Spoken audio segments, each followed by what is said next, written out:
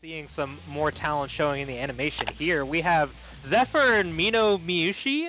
I'm going to say Mino for now. We have the Johnny versus Ram. Hey, okay, of course, Ram, definitely a hot topic. Oh yeah. Pre-patch, fortunately for, I guess, a majority, except from the Ram players. Yeah, the Ram players definitely got a bit of a hit in the recent patch. But Johnny, a character, easily only got a slap on the wrist here. Just a damage nerf on Inseng on a character with tools like his. This is, if anyone's ever heard me complain about Johnny, listen, 15 frame dash, oh baby, I'm gonna be saying that a lot today. Better get used to it. You might need a counter for it. Dude, he's got a 17 frame range grab. Okay. Let's not even start talking about the buttons. We're still on movement right now. We're not even approaching the buttons. Oh, this is all Zephyr right now. The TK Finer. Oh, we breaking that wall down Y2J style. I love it. It's a rough game one here for the Ram. Nice. Pressure going. Where's the burst? You're gonna have to put that burst there. It is. But it gets blocked out. Johnny, the formerly, what was it? Zweihander, now at Leap. The quick, let me just jump across the screen with 50% meter and throw myself at you. What a character. The Zwei YRC, now the Leap RC.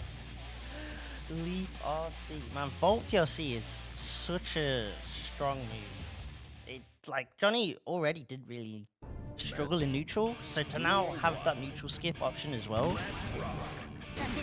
So I think it sort of like balances out, well, taking from like a macro perspective, Johnny in a vacuum, not considering the context of the game as a whole, like, he is a character that needs to, like, in air quotes, put himself at risk when trying to approach the opponent. But it just doesn't matter because he has so much range that keeping the control and turning an errant blocked attack into a pressure situation just makes it so much easier that he doesn't truly need the Vault RC. Especially when Misfiner gets buffed, so even in some of the matchups where Johnny struggled with before, now has that move to deal with projectiles as well. It's like, honestly, they could have just left him the same, but between Season 3 and 4, he still would have been such a strong character. The deck is stacked in Johnny's favor, but that's kind of living up to the character, I guess. Reset the card down, gets the hard knockdown, goes for the throw, and MinoMiushi coming in with the backdash. Now we'll return to full screen. RC spent, and there's a heavy counter hit off of the heavy slash. We're gonna be able to go through the wall. Is this enough to kill? It doesn't quite connect, but gets the finish with the bar slash. And that's kind of this new way that Ram has to think about combo routes nowadays. Is when you go for these sword expenditures, it's like, okay, now I have to actually sort my route out. Depending on the meta situation, I've got to use certain supers in certain situations instead. I like the idea behind it, the execution of it. Maybe not amazing for the Ram players. Oh my days, TK Finers. Well, that's gonna kill here. Ramshi's made of glass. Got glass, bones, and paper skin. All she needs is chocolate. All she needs. Dang, Zephyr coming out and putting up a show here. This Johnny character is pretty strong. I tell you what. I tell you what. It's sort of a weird story the way that Johnny is, because sort of at the beginning of Season 3, people were saying, "Oh, Johnny's not super strong. He still feels kind of weak." Then they gave him the jump cancel out of his dash. That was probably like the clearly biggest step up from his buff, and people were still sort of figuring him out then. And by the end of sort of like Combo Breaker earlier this year, before he got the 15 frame dash, they were thinking, okay, Johnny's pretty strong by now. And then they just made him stronger. like at the very least, I think the jump cancel part, it was like, alright, so Johnny can maneuver in the really bad matchups, like the Happy Chaos style matchups, right? I think that was the point where it's like, this is the Johnny that I think is balanced. Whether the Johnny players agree or not is obviously, you know, the bias there, but yeah, 15 frame dash is just like, it made so many situations where Johnny uses close like hella auto timed, and it's a rough spot. It's a rough spot. As Mino right now is definitely feeling that. 50 tension on the side of Zephyr, and a great spot to try and close this out. Burst now gone on the side of Ram, but the resources aren't there. Does get the Ondo, has to spend the sword, doesn't get the explosion either. Oh, tries to press between the hits. The 2H big counter comes up. We get the knockdown. 100% tension to our name. Doesn't turn it into a kill. We get the throw. No RC needed. Zephyr cleans it up. Moves on in our bracket to the next round. I would have never blocked that. Oh my gosh. Every time I see a Kai player with just 50 tension, I'm like, alright, should I just start the timer now for them, or are they just going to do it straight away for us? Like, come on now. It's a primal urge to do Stun Dip or RC. You see the money and you want it, you just gotta spend it. It's not doing anything and just saving it in the bank, right? There's no point being frugal. Might as well spend it. Ooh, I love the little stutter step coming in between that two A from SYMPHUUKAI. Doing a bit of battle. Oh, we were just talking about this. GragonMonkey. There we go. No pressure on Gragon. Has to perform in front of the home. Being super patient with how they're moving forward, but SYMPHUUKAI just dash block right outside of that corner. And now has 100% tension, 50 left to their name, sends out the girls with the Nostrovia. Testament, not a lot of changes recently. The clear ones, they get a combo off of throw with stains to activate it, and they removed the hurt box on the strike part of Grave Reaper. Yeah, that alone, to be fair, is actually a scary buff. Every time you see any sort of game where a character has to chuck any sort of projectile, if they get a buff where it's like, yeah, we're kind of removing the hurt box, you gotta be scared. I feel like that's sort of a win more kind of patch. It doesn't really, I feel like it doesn't super affect the matchups where Testament needs a bit of extra room and just makes the matchups that they were already winning so much easier. And I feel like being able to get the stain pop off the throw should have probably just been there from the start of Testament's kit, to be honest. It really does make sense. It just felt like that was kind of more of a quality life thing. 60 flash. Yeah, the Dire Cloud wins out in the interaction. Now we got the Gragon corner game. Ooh, spectacular confirmed, 2 hits. Not a lot of scaling on that one. Stain state applied. Empty throw. Gotta watch out for burst. Left for SYMPHUUKAI and put a little dust on top of it. GragonMonkey. Let's go. No bias. Zero bias. No bias. No, all the bias. We all in on bias. This is what I want to see. Put your chips down, boys. SYMPHUUKAI may be familiar, but you can't count GragonMonkey out of it. I got a few other locals signed up for bracket tonight. We'll see if they come up on screen. Go. I don't think I can kind of go for that. 6 PNs here. I wonder if that's a true meaty setup off the teleport. Very well placed. SYMPHUUKAI really establishing the corner game early. That deviated it. Forced the burst. Now still an edge. Oh, I like a 6k. Maybe trying to see if there's going to be a backdash. Vapor Thrusto! Ooh, we are cashing out on damage. That's one of those season 4 buffs off of Kai there. Trying to use the Foudre arc over the Grave Reaper. Cross up, nice block from Gragon. Plenty of meter available as well. 100 tension. You get crazy if you want. Dash up low. You get an OTG? Not quite. If that had gone through the wall, that was super close to actually making it through.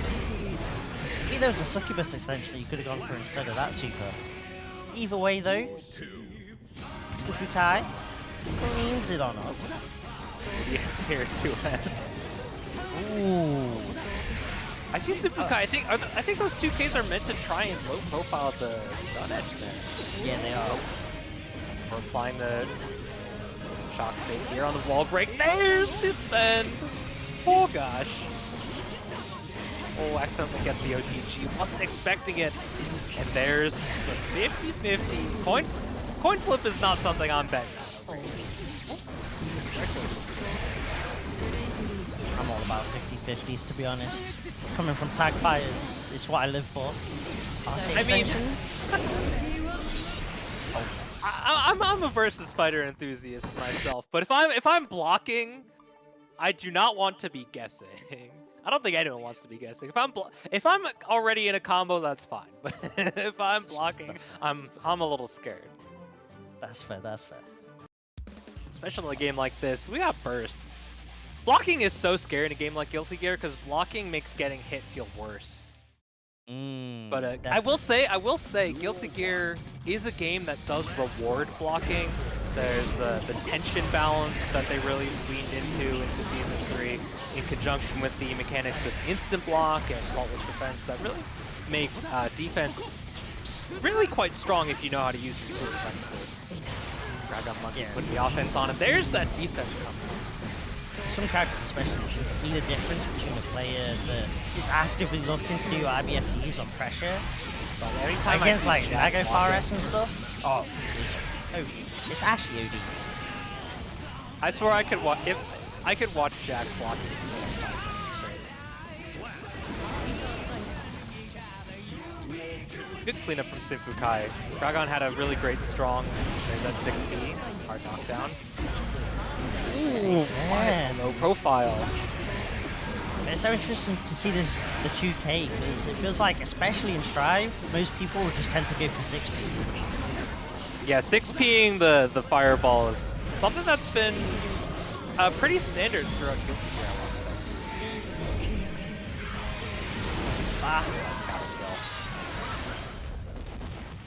say. Man, this character Testament got assists. You need to support the homie right now. Down 2-1. Need to get that active coaching going. I don't think you can hear me. Gragon, if you're in chat, I believe in you. I believe in you, GragonMonkey. I don't know if you're listening. If you're listening, I don't know. Focus on the match. Focus on more dippers, Gragon. Come on. Come on. That's a safe jump into a 50-50. I haven't seen that iteration before. Doesn't flash cancel the Vapor Thrust. SYMPHUUKAI, definitely a player that has their eyes on the screen. They play so well. There it comes. There it is. Yeah. The beloved, but still though, rough spot post burst makes sense because there's so much tension to work with. Yeah, I like that burst expenditure because we have another round at least to build, and you still had so much tension to spend. Yeah, you got that burst lead. It's like you can do so much in neutral just alone, even off like dash BRC. SYMPHUUKAI's been so strong with those anti-air 6Ps. It's really baked into the Testament game plan, but SYMPHUUKAI's someone that really makes it work for it. And they kind of Testament a little the way that a lot of 6Ps have been sort of normalized. When you're a character that, at least one of the positive, was how amazing that 6P was. Oh, speaking of P's though, it's a 2P! That hit that high? Man. Oh, the extended. Do it again. Run it back. Oh my god. Oh my days. Rip the homie GragonMonkey. I'm sorry, man. You still got another chance, though. You still got another chance. I gotta wonder if that was round 1 or round 0. This is X2. We can talk about that later on. We have our next match, Monumin and Generic Soda coming up, a little bubbly. Showing up for the match. Oh, May Anji? Okay. I see now. The IQ? We're at single-digit IQ now. Let's go. This is what I want to see. This is going to be whoever loses patience first. For real. Oh, Round Start gets the Fujin going. Good punish. In the range of -7, but they did extend the hurt box, I think. Or they made the pushback less, something along those lines. Anti-air, Generic Soda doing quite a good job of laying this defense going. Oh, but the backdash caught by S. Dolphin, we're gonna go for the overhead kiss, the burst save combo to go through the wall. And positive bonus. Expecting Anji right now. Oh my god, yeah, you gotta burst off that if you want to stay alive in this round. Generic Soda. Oh no. You should have been limited edition. You're getting busted open by the Mei. Not quite enough to get the wall stick, but fantastic corner conversion. Risks it with the overhead block and the 5P punish. Monumin. Mr. Whiskerton IV. What a name. We got Trigger on in the background. I'm a fan. I always feel like Trigger got underrated a little. I mean, when I was playing the beta, Trigger was definitely my favorite song going, but then I got to actually choose. Trigger's still up there, but I have a diverse taste in a Guilty Gear Stride OST, I should say. Oh my god, we are, oh my god! I aged like 10 years. That was that's how long that burst bait was. God damn. You had so much time to kill them there. That was definitely a one hit to kill, and you could have waited for the OTG off of that one. Monumin showing impeccable patience. Impeccable patience. Impeccable is definitely a word for it. That was the longest burst bait I've seen. Let's take the thesaurus out. Let's figure it out. All the syllables. But that's not going to play on the mind of Generic Soda throughout the rest of this set. Knowing that this Mei's always been synonymous with having quite burst safe options in terms of combo routes. So to come up against a Mei player that's willing to wait as long as Monumin did and spend the resources to really go for the bait. Ooh, the PRC overhead, that's always so tricky when they use it. That's got to be, it might be one of my favorite moments. Showing off the new season and the crowd groaning at Mei cancelling Dolphin it's like a top 3 strive moment. Oh, what a challenge, no overheads. Yeah, Guilty Gear is definitely a game series that has a lot of strong opinions. That's the beauty of fighting games. I guess the 5P's off. Soda trying just to find their way in with the RC does. Eventually. Is Generic Soda doing a good job of sort of reducing their commitments as than what they saw in the first game? Just making their offense a little bit safer, but the RC coming out, we get the chain shift to see the burst coming, and Monumin puts another on the board in quick succession. Yeah, these burst baits are getting a bit too much. Monumin kind of cooking right now. Generic Soda. You're gonna have to figure this one out. Yeah, they're definitely making some good adaptations. Monumin is just being like, being very solid, not impatient. They're the Rock of Gibraltar. Ooh, I like solid like the Rock of Gibraltar. Shout out to the homie Randy Valor. And that's a big rock as well. It's a big rock. I know like 2 people from Gibraltar and they always go back for like the holidays. So it's guaranteed for a single day. The Insta pics, the Insta stories are just pictures of them seeing the rock. Oh, the Rock of Gibraltar, solid as all heck, and it's got to be beautiful. Oh, good back throw coming in from the Rock, as previously stated, and the burst once more. I swear, their success rate in this set has been amazing. It's got to be like 90%. Yeah, this Soda's burst has been sipped away. This is too much. This is an empty can. The bubble's gone flat. Oh, this just flat. We need to recycle the can ASAP. A little bit of a shimmy action going on. The fuzzy throw tech coming from Monumin. catches the backdash, doesn't convert it into anything, but the counter hit. This ought to go through the wall. We have the great Yamada-san, the big pink whale. My intention to use, tried to go for the parry. Is that dead? Drive. Oh. Love it. Powerful abs. Keeping Anji alive. YRC. One more gamble. No burst available. Catches the 5P check. That's a big counter hit. Monumin spends it. Also tries to 6P the beach ball and is unable to. I swear. It's like they change up what they want Sin to be good at, and then it turns out that what Sin is now good at is too strong in the game system that we have to tone it back now. It's crazy. It's Color 16? insane. It took ages for Sin just to have a functional backdash and like... Oh gosh. Yeah, he had like the big body backdash without the vulnerability. It was hilarious. Ooh, tightrope. Tightrope is overtaken for me as one of the funniest moves in Jikh. Oh. Funniest when I'm watching it, playing against the Chipp, I'm not laughing. It gives me a bit of a headache with the screen shake. I do not laugh. I scream in fear. Ooh, is this a kill? Sin's a big boy. He is the ever-growing wild boy. Chipp, he did get some nerfs on at least the tightrope normals. I don't know if they actually affected the wall run normals. But they do have the same sort of properties. Alright, ride the line into break. Stop the arc, get the push frames going. Yeah, but we're out of calories. Yeah.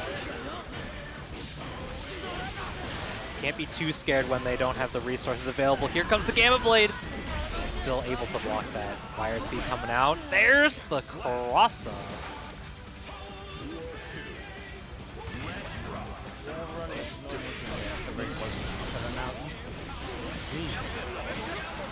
Charles the Voltan, EU Chipp. Thanks, Voltan. Telling us the Chipp change. Oh, that 5H. That 5H is such a juice button. I want to see Chipp players use it so much more. Marvelo was putting it to work at the Otaku, but now on the brink of death in this round. Ooh, the raw Gazelle step too. Ooh, into the mix. I like it. Damn. It's so, like, the tightrope is so cool. It does a lot of crazy things, and it's so hard to defend against if you're not just, like, already pressing the button. I do love how some new moves have just completely changed up how a character can play in the game, like Chipp's tightrope. And then there's some and then there's some that are like, really? Shout out to Heat Tackle. Yeah. Say that, and then Potemkins do Heat Tackle RC to skip neutral. I'm like, what the hell? This ain't fair. I maintained the addition of Heat Tackle made Potemkin players worse. Oh, I like that one. Because the move itself is, like, fine. It's not a great move. It has its uses, but they're very few and far between. It's just pot players who want to use it, you gotta use it smart. But it is a funny move. I will give it, it's a funny move. I think that's why they just like Iron Giant out there. Duel 1. Let's rock. Straight jumping off the rip into the tightrope. Second high. There's the confirm. Able to convert it into pressure. Elk Hunt not close enough. SYMPHUUKAI playing a very patient game against Chipp here. Really what you gotta do, especially against a player like Marvelo, who's really just content to try and whiff punish it.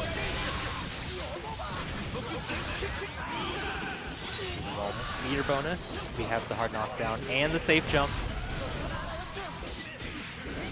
Sometimes it's just especially tough just to even play like a grounded footsie style play against Chipp. That 5H like you're mentioning, and just to get speed in general, end up making it a little bit more difficult for a lot of the cast that actually play that kind of grounded game. Oh, definitely. Hagebushin no jutsu, beautiful stuff. Chipp, a character who has that extra air action, but a lot of his strength comes from being grounded, which is kind of crazy. He just got away with it. It's gotta be so. Ooh, that's the back dash that you need though. Get the clean cross up. Not close enough. The beak driver, I saw the gears turning, but just had a misstep there. Oh yeah, the RC lets you block with the Gamma Blade rather than just getting hit. Ooh, that pick up off the air to air though. Okay, Sunny D. Oh, are you dead? Oh my days. Oh, I don't even know why I had to ask. It's Chipp. Bring it on through, I like it. We gotta get the stretcher, boys. No clouds in this guy. But see, this is the scary part. When the Chipp player just stands there, you're like, oh god. Oh, it's terrifying. Goes right for the wall break.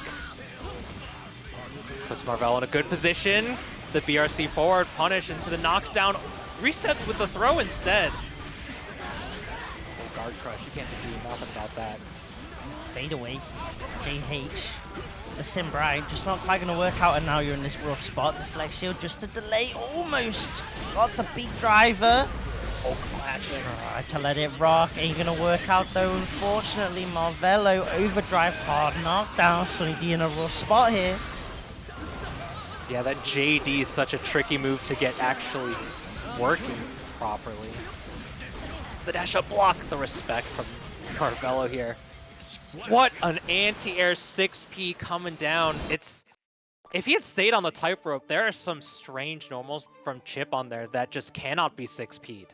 Like, I swear I've gotten counter hit by tightrope 6H while I've been trying to 6P Chipp so many times. It just baffles me, truly. See, I just pray I've got down charge. And I let my flash kick rock. I'm not trying to deal with no shenanigans. You press up plus slash and let God decide what happens next. Exactly. It's the way Daisuke wanted it to happen. Burst gone early from Marvelo. Just wants to keep Sunny D in the corner. Oh, that is an awkward beta blade there. That's going to need more testing. Yeah, again. Twice now. I wonder if Right the Lightning would have connected there. I'm not sure about the range in the startup with the distance there, but anyways, Marvelo has this right back in their favor. Oh, right in the confirmation too. Probably scared of 100 tension Sim though, because you know RTL is going to immediately get popped into RC. Oh, but Marvelo is 2 steps ahead! Counter hit? Jeez! Where did his hurt box go? Gosh, this Chipp guy. He do be exploding, but lots of his buttons are very, very strong. Oh yeah. Spends all of your resources. Spends a little bit more to keep the pressure going. The stagger catches Marvelo on defense, and now some damage dealt, but nothing to play with on Sunny D's side. Yeah, Sunny D just kind of has to stall just to get the resources back. That gives Marvelo the opportunity to chase down, get the hit, and say thank you very much. I'm going to give myself some positive bonus as well. BRC allows the throw to come out. We have almost a full burst gauge coming back. Watch the close slash, going to be able to put some damage on them. Takes the burst. That's a good spend for Marvelo here if we make it to a third game, or third round, excuse me. It's a rope out immediately. JPD is trying to tag. Oh, the overhead, the banzai drop. Marvelo takes the lead once more. Everyone reels back in their seat when they see that one. They know. They know what it feels like. It's weird that there was that period of time where instead of just letting that Referenda rock, they would go for 6K instead. Yeah, 6K now, like a 20-some frame normal. Safe on block, plus on block, in fact. The Sloverhead. Yeah. They were like, you know what? Let's stop everyone from having good overheads in this game. But low-key, it's kind of like the Zato Axe Kick, where, because it's so slow, but it's used so little often that you end up still getting caught out by it, just because of mental stuff. the axe kick. It's like, oh, they're trying to walk forward, K or negative edge their button. Speaking of buttons, the clean confirmation, that Kara super is such a big buff when Chipp got it in Season 3, end of Season 2 perhaps. Great release from Marvelo. Sitting on some tension. Holds to on it though. What a mash there from Sunny D. Getting clipped, another counter hit. That's going to be a set point here for Marvelo. So Millia going to get the first hit here. Oh, fair tablet. DP bust out all day. Yeah, the slight walk back to sort of, in air quotes, show that you want to respect the DP. But at that point, if you're committed, you're not reacting to the walk back. What does someone do? Finally finds the answer with the YRC. Having to spend some stamina, but immediately, yet again, the beta blade. That's half the damage. That doesn't go through the wall. That resets the center screen. But good cancel, making sure that we get our pressure and keep it. Oh, just the falling jump heavy slash. Marvelo takes it 3-1 over Sunny D. Beautiful stuff to Marvelo. A lot of interesting parts about her. And playing against Testament, Testament has really solid range where a lot of the ranged options that Dizzy has aren't super effective, and the Arbiter's Sign does really well against the ice field because it does launch at full screen, and you can get a full hard knockdown off of it. Ooh, good catch with the heavy spike. Going right into the Chestnut pressure. Chestnut, it is nerfed. The first hit is a strike, so you can FD it away. Oh, okay. J's out. He's putting pressure on. iDom forced to burst, and there's those other signs early on. Yeah, tried to 6P, but recovered in just in time to defend against it. JD's coming out. One of her best normals. Really is. Slow moving projectiles in general tend to just be so solid. Helps you keep control of that screen. Yeah, and the awareness there from Pixelated Max. Wall break, that's gonna kill. And but it built up a lot of that bar. Like, iDom has almost full burst again. That's one of the things that makes Dizzy truly a weaker character, is the way that comboing interacts with the ice field and meter build in general.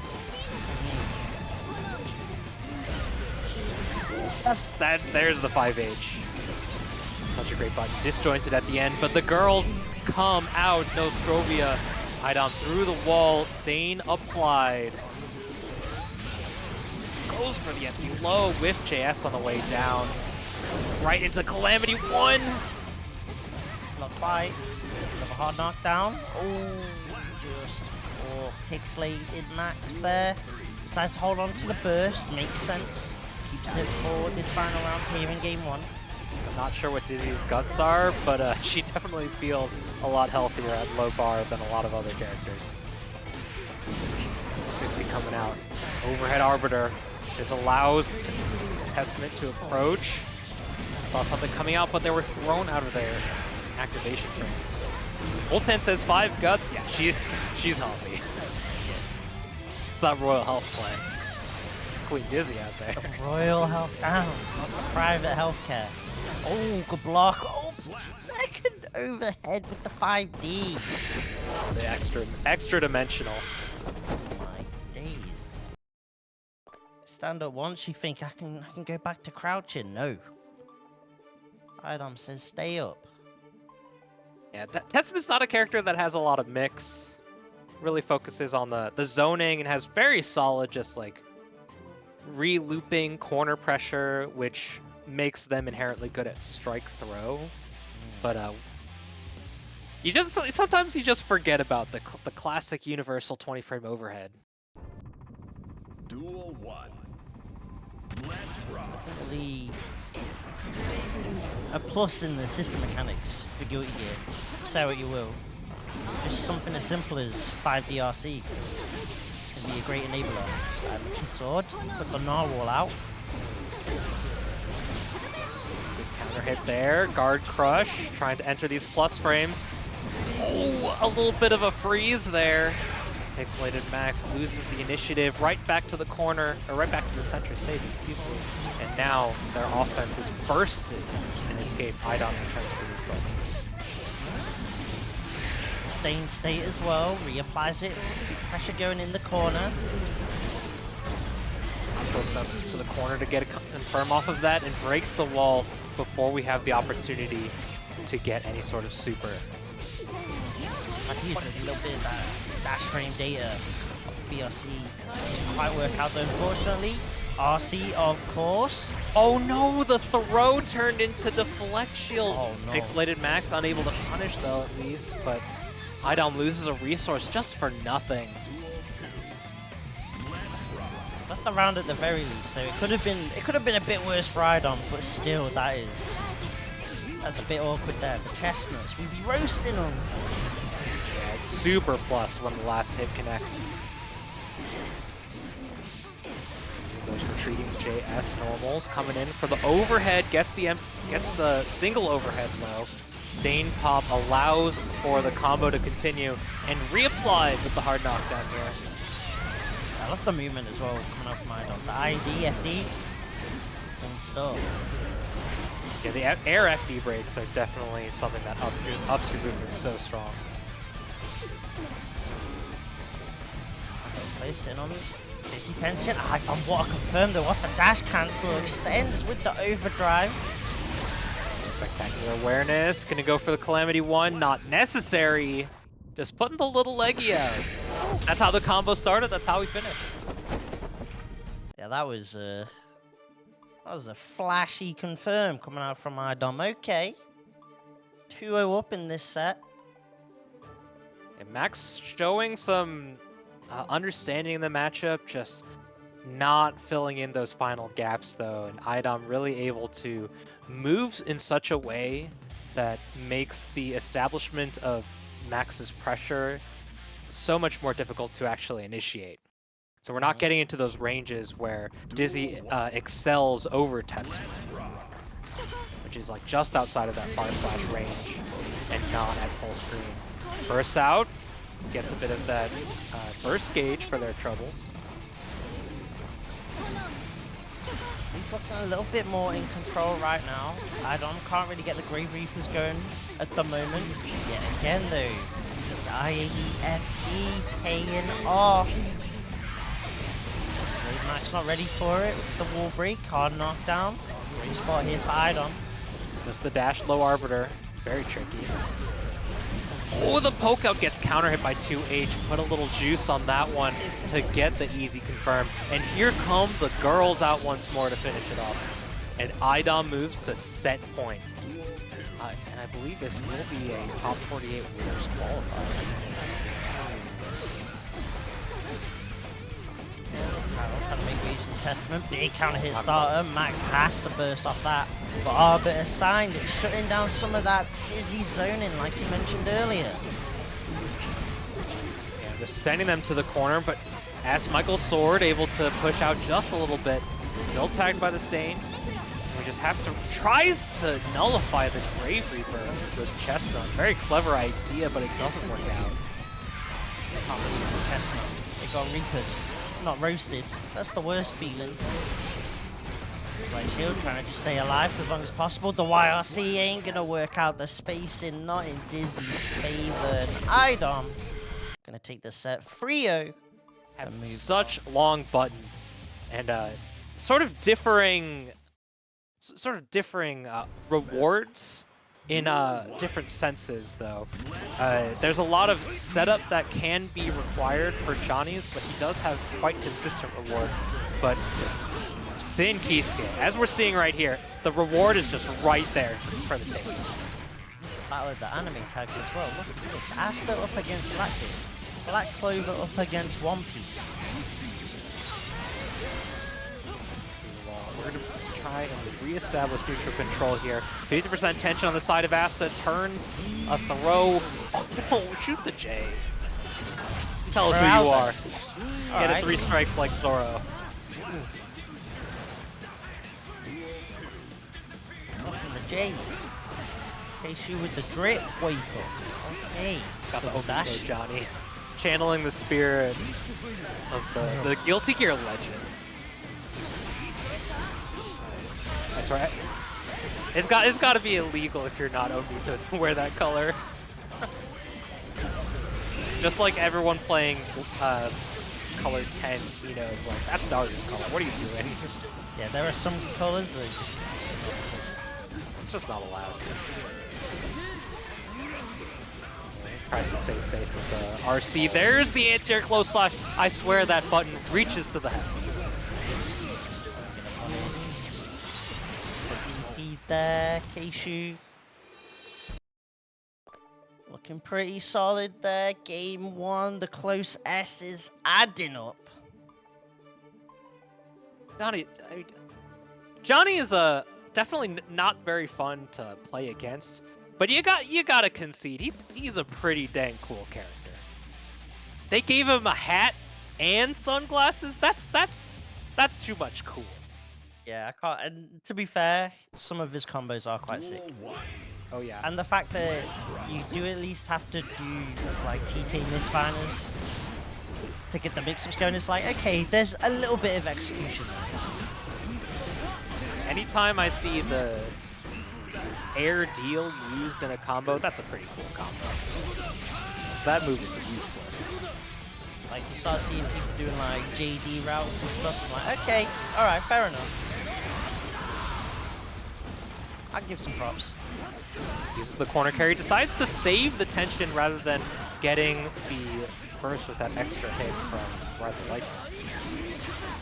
And there's the RC going for the kill here. Asta puts a run on the board. Use there of tension. What a punish, just out of range. Kshu got the memo. Oh, air deal? That's brave. Air deal is not a very good move. That was probably minus. Cool walking forward there. Pressure on. Oh, the punish because of the jukes block. Oh my days. I think Asta was going for a throw there. I think 5H is like -4, -3, something like that. Really? Doesn't get the clean hit, but still that's a lot of damage. And Johnny's a beefy boy. He's got his shirt out and everything. Look at that beef. RC up to 6p. Should be able to extend without a soul. Get the wall stick. There we go. Asta. Kinda up here. Okay. Yeah, something that's really showing up really well, that I do enjoy from the way that Sin players are playing now with the rework, is being able to be threatening without calories available. And Asta, no calories, no tension to use, turns a confirmation into a kill despite the lack of resources. Very impressive. Duel 1. Let's rock. Oh my god. Hoof stomp off round start. Okay. Man, he just did it. It was crazy as well. Mad good hitbox. Don't cancel, nothing off it. I wonder if that was supposed to be TK misfire with that 50 tension on board. Oh, there's the counter hit. Decides not to go for the super. Oh, what a good spend. Even still, so much tension available. Asta, with so many resources available, tries to turn this tides in their favor. Fantastic time around the YRC there. Asta really shut down. And that backdash as well. The actual effectiveness of Sin backdash proving useful this match. For the overhead yet again. TK Finer, but yet again, Asta with the YRC gets the pickup. Spending that stamina beautifully done to close that round out. Spectacular patience. And even though using a late burst in that round, ends up coming out of it with over 50% of it left. And just almost on the full stack off of that wall stick. I built the entire bar. Oh, you're dead. You're dead. There's no way you're living this. Call me a liar if you lives. Yeah, there was no shot surviving that. We're gonna need at least 2 more eye patches to survive that. Yeah, I think the only change from Johnny was the Ensenga damage. I mean, Senga already did damage anyway, so it's like barely noticeable. Back throw, walk to him.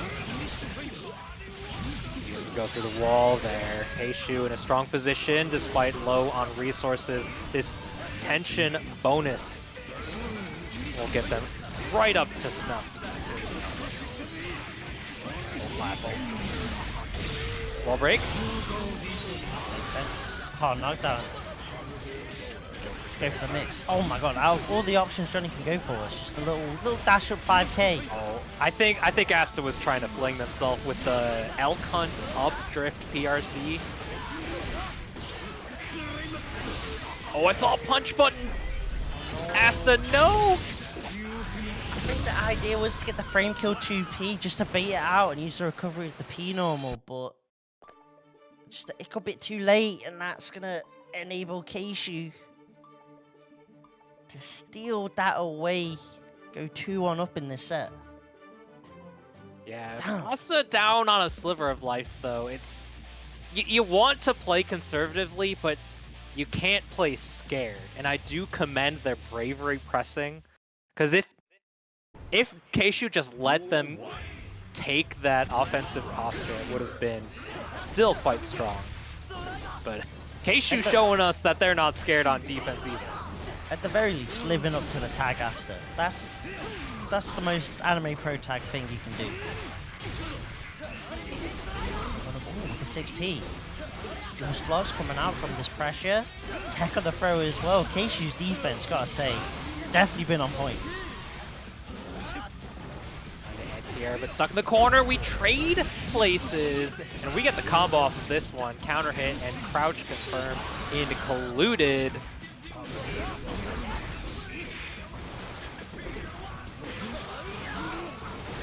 Very cool. 100 tension on the side of Kshu, has to respect reversal overdrive RC, you just have to. That's fair. I would have done the same thing. Why block when you have a not only invincible but safe and plus on block reversal at that particular juncture? Oh yeah. Just run up throw. Stomp, close frames. Oh no. Oh, the burst, no. The worst timing. Oh my days. Oh. That's such a that's such an emo burst. You hate to see it. Oh, backdash just outside of range of close slash there. Throws the Elk Hunt to just working out there. Block save. Oh, we are ready for that backdash. All day, every day. Positive. Chance to close this set out. Baits the deflect. Deflect decent. Kshu moving on through in the bracket. Damn. I mean, Kshu's show Working out clearly. I play a bit of Johnny. That's unfair. You can nerf me. That's fine. I'll wear the weights.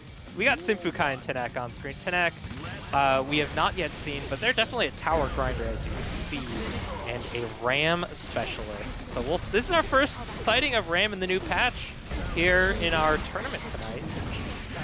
The patch coming out just last week. Yeah, I think we had Ram right at the start, right? I'm trying to remember the name. Oh no, yes, you're right. You're right. They lost to the Johnny player. That's my bad. But in terms of like the big killer Rams, like this is definitely something a little more waiting to see. But right now, this is all SYMPHUUKAI. This is looking clean with the Testament, trying to chase down off the BRC. Can't quite though, and now stuck in the corner against Ram. Ooh, wipe at the air, 5p anti-air. Gets the knockdown. They blocked! Oh, are you dead? You are dead. I had... Oh.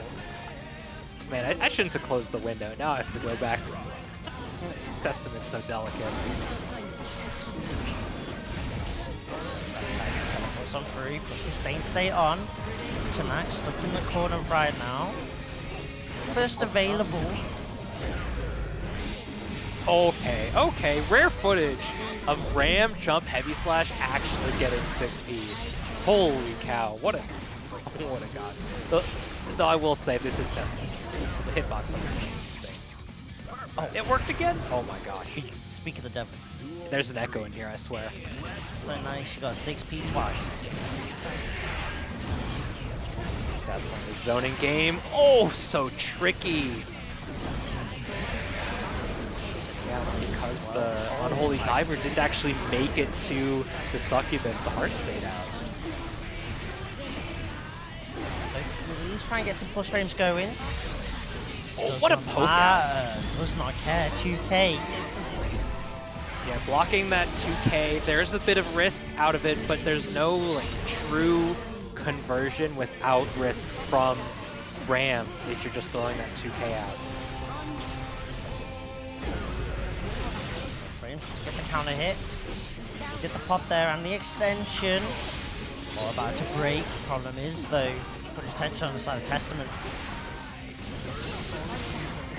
There's the burst coming out. We're just trying to control the neutral. RC right back has to block that. JK was so deep.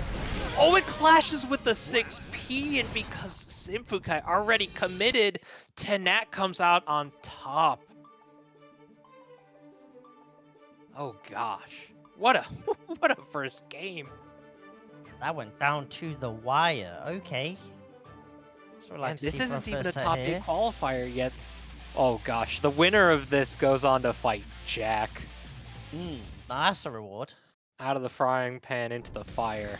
Duel 1. Let's rock.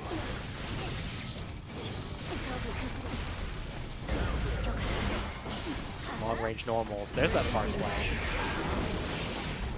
Overhead coming out. SYMPHUUKAI able to establish pressure here in center stage. Tenack having good defense. Yeah, no one deal with the stay at all. Trying to avoid these crows as much as possible. Oh, got the tag just on the start of Arbiter sign. Caught reaching with the grab. Just the burst out.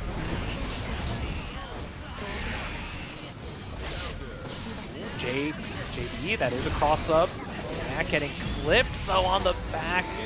Dash SYMPHUUKAI puts this through the wall.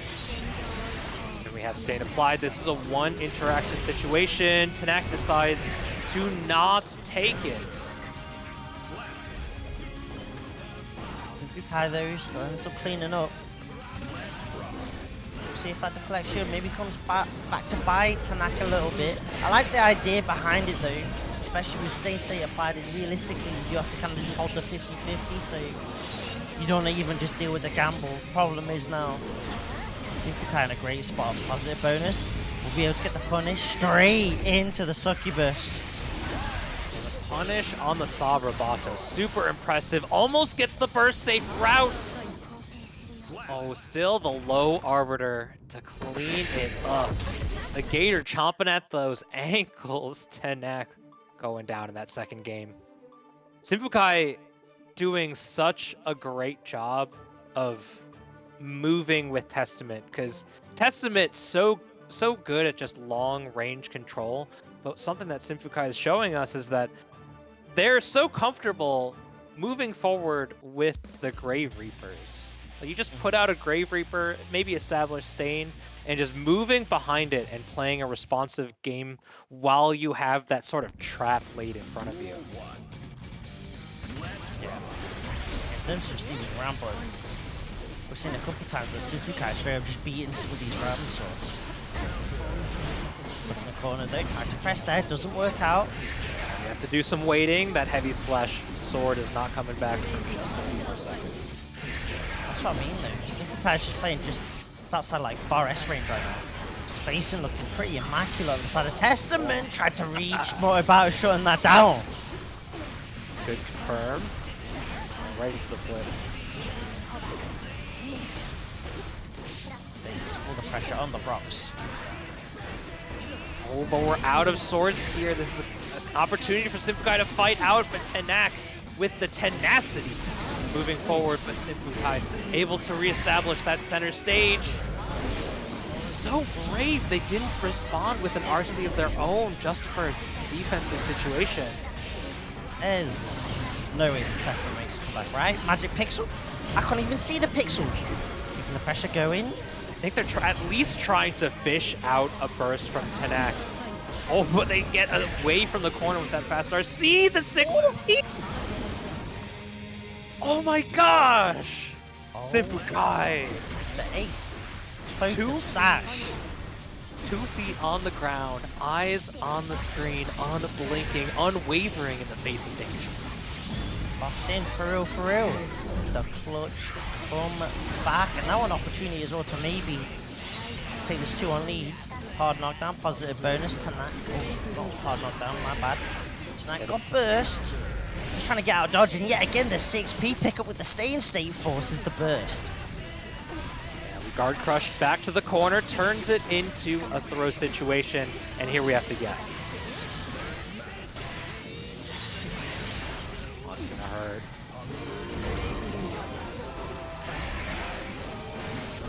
Back to center stage here, gets the low arbiter. Doesn't work a second time.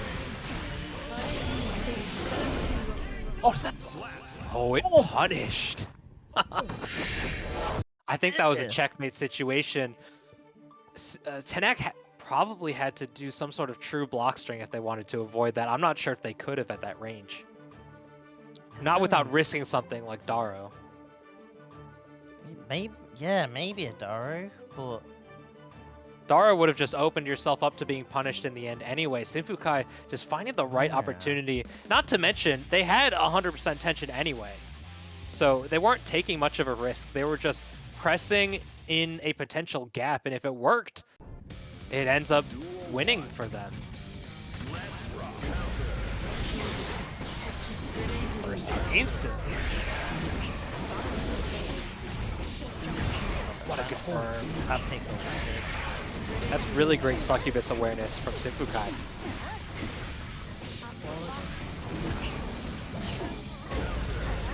Oh, they were holding forward or back with their JHJD there and got the throw instead.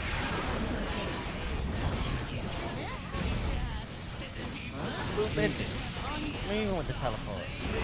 Again, spacing just outside of Ondo distance. Oh, I think that was from the buff into action there. The Grave Reaper trading in the end. If I see those dust connects. It's so much harder to block the dust when you have the explosion from sword, because your eyes are trained on that yellowish orange already. Yeah, the visual noise just makes it so much more difficult. Third sequence coming in, gets the throw, sword's going to be coming back soon. Got RC to extend the pressure as well, just a little bit. No Wild Assault or anything, however. Yeah, again, these 6Ps have been godlike. Yeah, the normalization, it feels like Testament is unchanged. Like, they may have lost a little bit on activation speed. I think that was the universal change there, but I swear it feels unchanged. But Tenack is unfazed by going down 2-1 and ties it up now. We have one more game between the two to move on to that top 8 qualification against Jack. Here we go. Probably want to see Game 5. It's our first Game 5 of the night. 48, I believe so. We've had a couple of sets where it's like kind of Game 4-ish. Game 4.5, you know? That's sort of the way it feels. You know how it'd be like with Strive? It's always about the 0.5s. Shoutouts to my floor 10.5ers. Far slash on round start. Spends the tension, or spends the burst.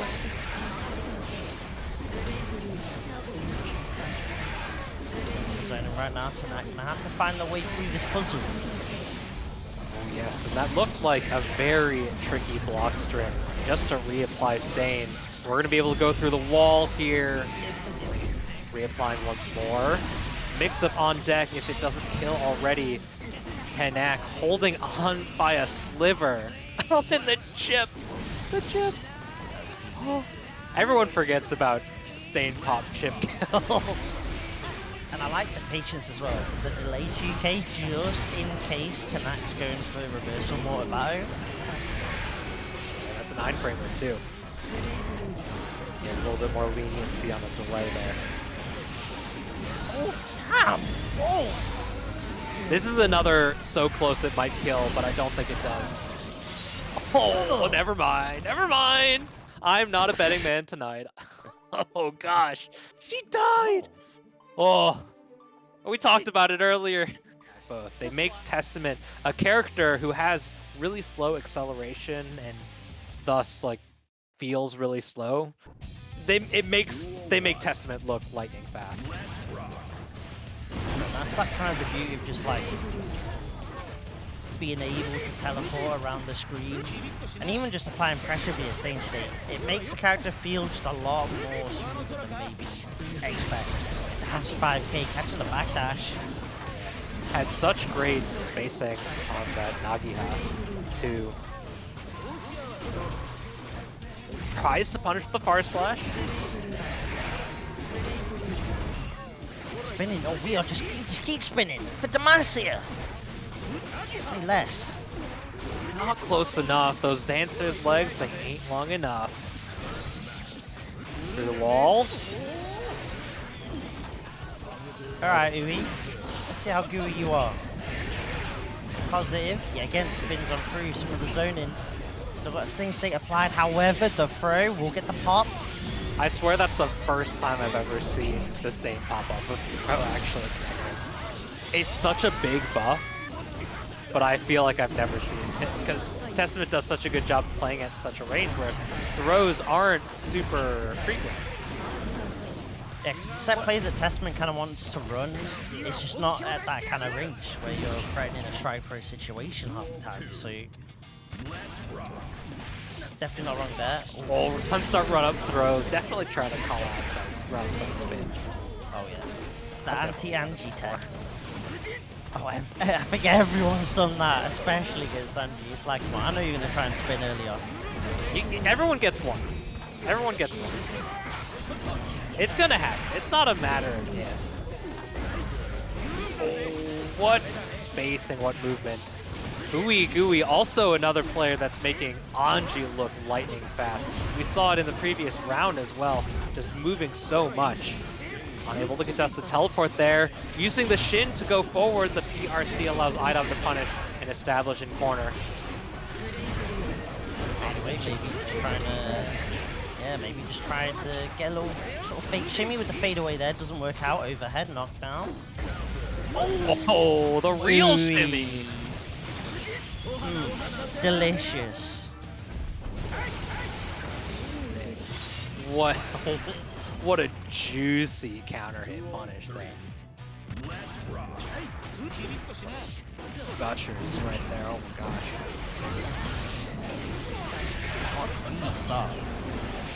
Fusion overhead. Gonna go through the wall. Hard knockdown on deck. iDom gets the mix of opportunity if they want it, but you gotta be cognizant of the Kshuewhatdamoo. Oh, what a confirm. Hit after hit after hit. iDom puts the first game up versus Ooey. Just a great way of controlling the space. Post burst. Didn't really let Ooey utilize that 50 tension to try and regain the distance created from that burst. 1-0-2 at the Testament here. I like iDom trying to make waves. People talking about candy bars. Chat, tell me your favorite candy bar while we're playing. Okay, the fish comes out. Oh, doesn't react to the teleport. The 5K, it actually connects. Kshuewhatdamoo from downtown. It doesn't get the full connection though. Let's see. Oh, I think they're testing the connection perhaps. Bit of a hiccup between the players. I think they're trying to like initiate going back into the game, but they're not sure if they're both ready. You know that little dance you do with your opponent when there's a small connection comes? Like, listen, someone's gonna have to take the initiative here. You gotta like go back to at least round start spacing and start teabagging just a little bit. You hit down, down, just a little check. That's when you both know you're ready. Yeah, if they don't teabag back, then you're like, alright, you gotta wait, It's like the handshake. It's like when you go up to someone in like WoW or something and you start jumping. Oh yeah. Stuck in the corner, PLC to extend. Oh my days, big counter hit, spending the risk. Build up in this bombo. iDom, the burst. Yeah, right when out they with the gained RC. it. All right, I'm scrolling up. What do we got? I see some Twix, Reese's, Snickers, Mounds. You're a brave man. I'm a fan of Mounds. Not a lot of people like it. Mounds and Almond Joys. I'm a fan. I'm a Butterfinger man myself. That's my go-to, like Halloween candy style candy bar.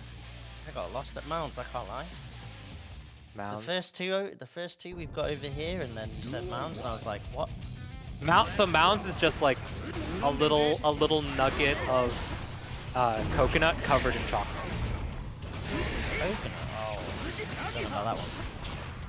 And then Almond Joy is the same thing, but with an almond. Just like a whole almond. Not even like pieces of it, just a whole almond in the center.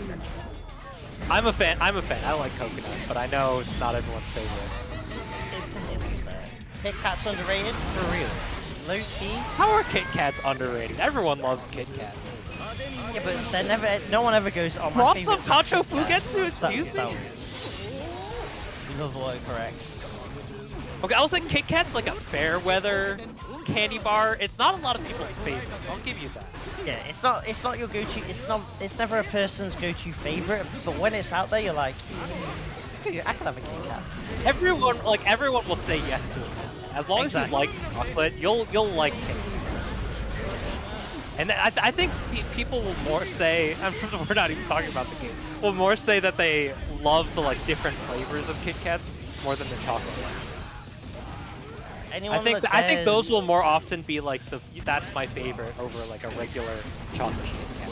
Anyone that dares eat a Kit Kat, just like biting the whole group and not like doing it stick by stick, might need to get banned. That's true. That's something that we can all agree on. I don't even have mob powers, and I will still somehow find a way to ban people that do that. You'll ban them in your own Twitch chat. For real. I'll find the way. iDom. iDom's trying to find a way out of the corner. For real. Put your attention Oh, there. they did now it! You got that opportunity. Oh, spin through the Arbiter sign. It's okay, teleport. Arbiter sign. I thought I saw spin coming out. Gets the good card. Whatever was going on. Oh, so close to going through the wall. Not gonna kill. He establishes stain. That was good. No damage. I respect the idea of trying to put the stain back on though. Oh, that was so delayed. Ugh. All right, more on Kit Kats while I'm thinking about it. When I was in Japan once, I had wasabi Kit Kats because I was curious. I do not recommend them. I think that's like only the kind of thing that like foreigners buy, you know? Like they're gonna sell them and it's gonna like make a modest profit, I bet, but only foreigners will buy them because I'm sure that the people in Japan who live there, they already know that wasabi Kit Kats do not taste good. Yeah, that's just gotta sound like Forest Fate. I don't recommend it. You can try it for curiosity. That's what I did, but I don't recommend it.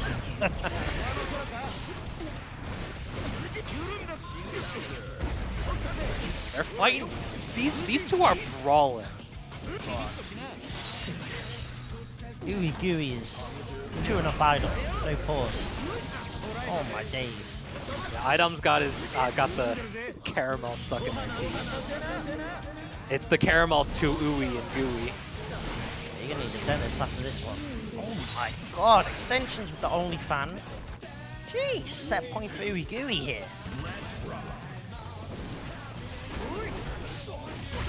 OoeyGooey, they've like established such a strong movement and punish game that I think they're just so consistently pushing iDom to the corner, even without like actually touching their guard.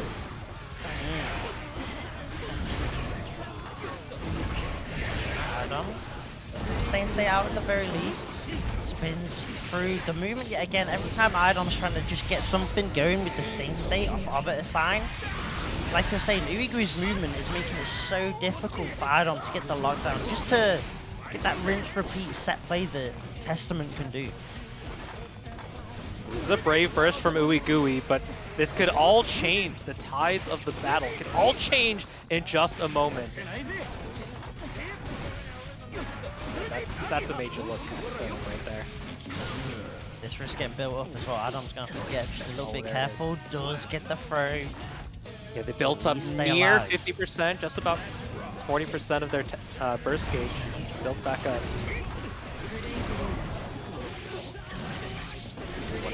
I love the use of Shin, the fan, as an approach tool for OoeyGooey. They use it a few times. There's the overhead right into the wall too.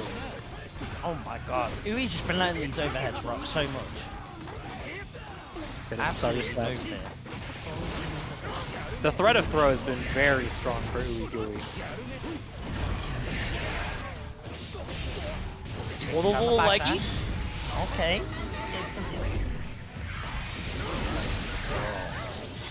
Get the assist coming out. It's not quite Astral Vision, but it works pretty strong when it connects. Yeah. RC confirm off the 2-2. iDom taking us to another game 5 here in top 48. And not even the top 8 qualifiers yet. The winner of this, another shark-infested waters type match. The winner of this plays MFCR just to qualify for top 8. Just to qualify. Oh my days. MFCR, I want to say they got 4th at CEO Taku. That's my Leo Go right there. Well, actually, no, second Leo Go. Shouts to Neos. I can't do him dirty. Neos is a wild child, I'll tell you that. That's my French Goat right there. Neos is crazy. Spectacular 2S.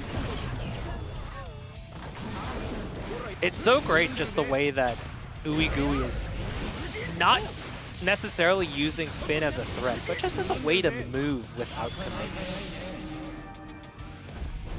Yeah, it's just using its guard point parry to effectively deal with the shenanigans behind Testament's Arbiter sign. Just answer for answer. iDom has been struggling with that set point here for the Anji. Pulse frames, gets the throw, flies away. iDom has a pretty solid continuation sort of rate with how their offense continues after getting a single hit. OoeyGooey is just, I think, getting those higher percentage points on hits in general. Here we have stuck in the corner, probably going to be able to take this through into more pressure, more damage, and another sequence with the right and proper routing might even take it to a final round. Oh, but we've seen that setup a few times from iDom just tonight. Frames. Let's get the low force first. iDom. 50 tension in a dream. Has to do it just to stay alive. Has to pop on stay RC just in case Gooey was gonna burst. This is definitely gonna go, right? Oh, the burst! The last opportunity. Oh, the jump scare! Oh my god, what a pickup! Testament is delicate, but they still had enough in the tank for it. The 2S trades with the far slash. OoeyGooey moves on to fight MFCR. Fires. And Jikh versus Marvelo. Marvelo we saw earlier against the Sin player, Sunny D. We have yet to see Jikh though. Some Millia coming up. Millia, a character that got a few little touch-ups, some quality of life improvements in the previous recent patch last week. I might be a little bit strongly pilled. It does feel like Millia kind of has been put a little bit to the wayside though.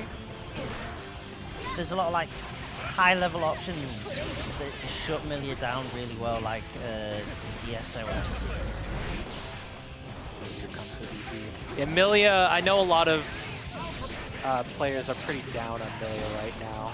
Even our local Millia's feeling a little dejected, but still chugging along, having a good time.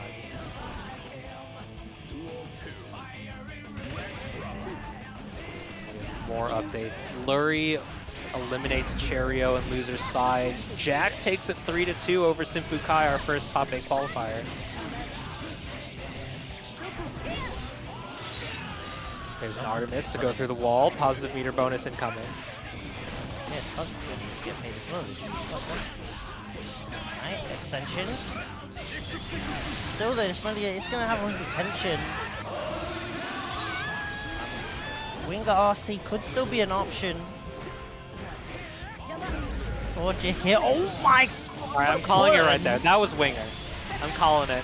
That was supposed to be Winger. I'm 99% sure Winger is half circle back forward, heavy slash. It worked out.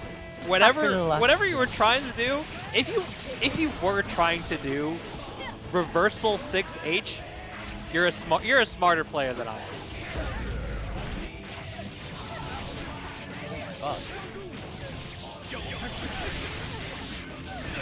So much damage. Chipp is like, oh, here we have the all-rounder character who dies in one hit. But sometimes it's just so hard to hit him. Oh, gets the cross up. Anticipating same side for a deflect shield. 100% tension though. Try to at least shut down the dash BRC early on with the time on the top. Ain't gonna work out though. Both of them spending tension, just try and get that stray hit, that stray confirm here in the neutral. Oh, the 5p burst now spent. Big tension. How do you spend this to try and steal away fallen JH? Bad moon. That's enough just before they die. The burst comes out. They're trying to throw the shuriken and the double KO. We have to repeat the round. Oh my. Oh my god. Oh gosh. Clip it and ship it. Jesus, Artemis, chicken wings, oh beta blades. Doesn't get the connection off of the Artemis, like the full combo off the Artemis connection. What in the final round is this? I can't keep up. Was expecting close slash there, it looks like. Rising JP? That was a cheeky option.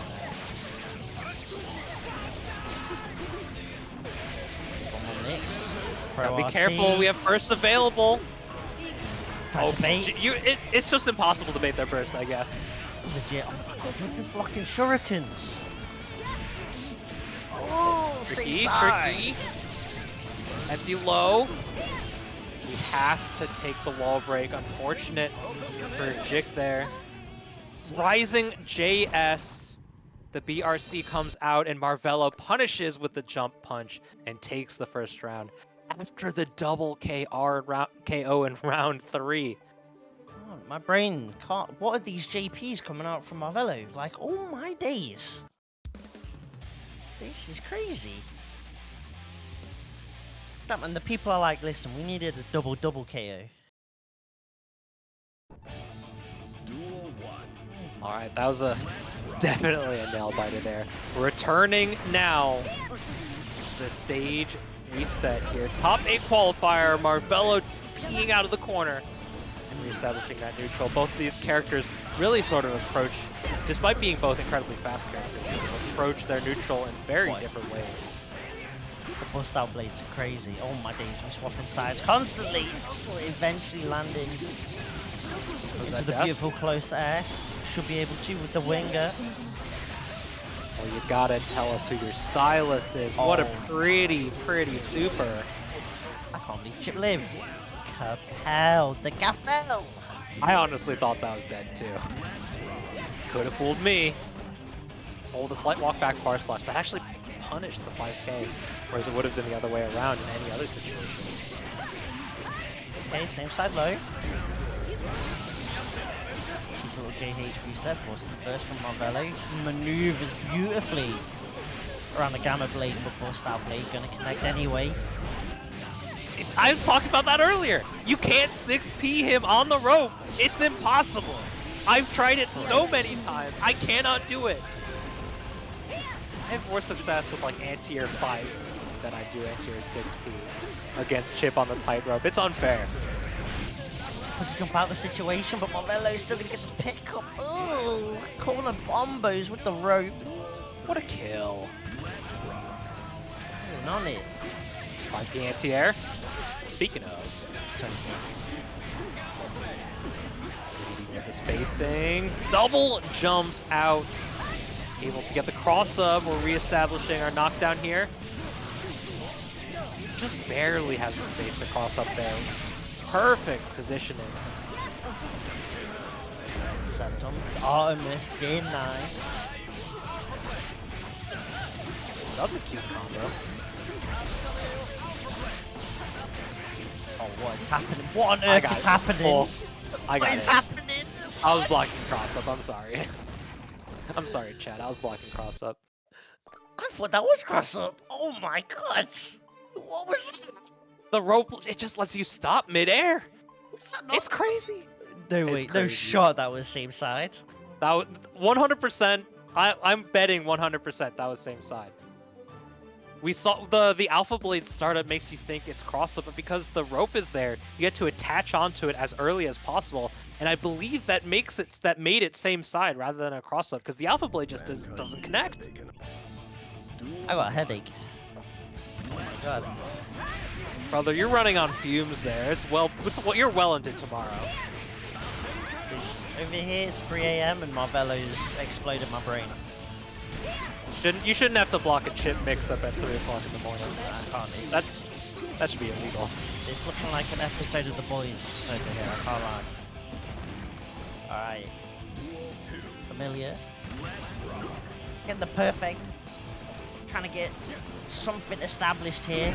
Looking to at least get one up on the board. JH just connects. Blue beat combo, unfortunate drop on defense there, but Jikh turns it into a strong pressure situation. Hard knockdown. The Millia doesn't get a lot of safe options off of the hard knockdown wall break. Yeah, sort of baiting it out with that single air dash, cross up, Capel. Oh, rare footage. Rare footage, I swear. Really is. I swear, if it would have been me, I would have gotten hit, but Jikh is just so much better. So different with much the better. Millia 6P. That's a construction differential right there. Ooh. The unique constructions indeed. There you go. Let's go, Jikh. Getting one up on the board here.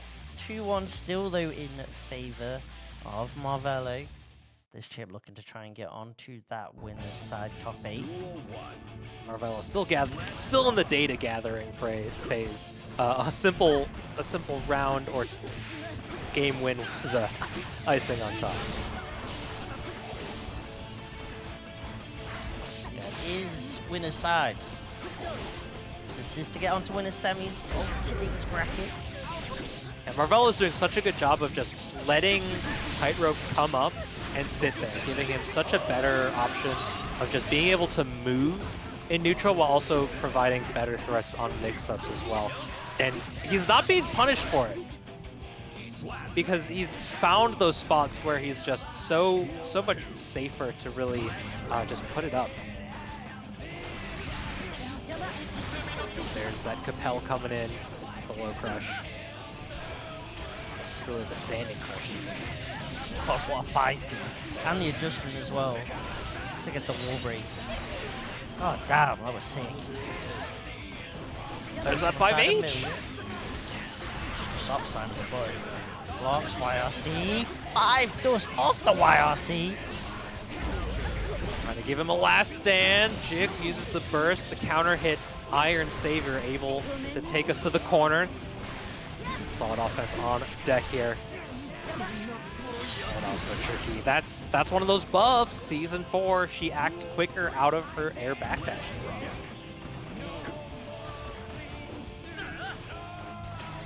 Look at these buttons. Marvelo's just saying, this is a no-fly zone.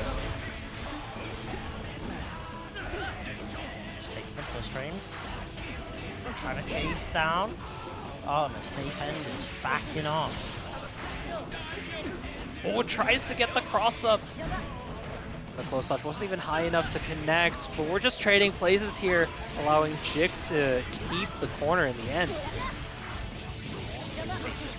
Trying to block, but he can't block forever, especially not against Millia. Oh my days, the mix connected. Cross up burst. One last chance for Marvelo to steal this away and make it 3-1 in the set and move on to win his semis. Gets the throw. What an escape here. The double turbo fall and the chip out on the S tandem top. We're tied up here on games. This feels like an even longer game 5 just because we had that double KO. Oh yeah. Oh my days, this feels like a game 6 right now. That's what I want. Keep giving me these beautiful sets.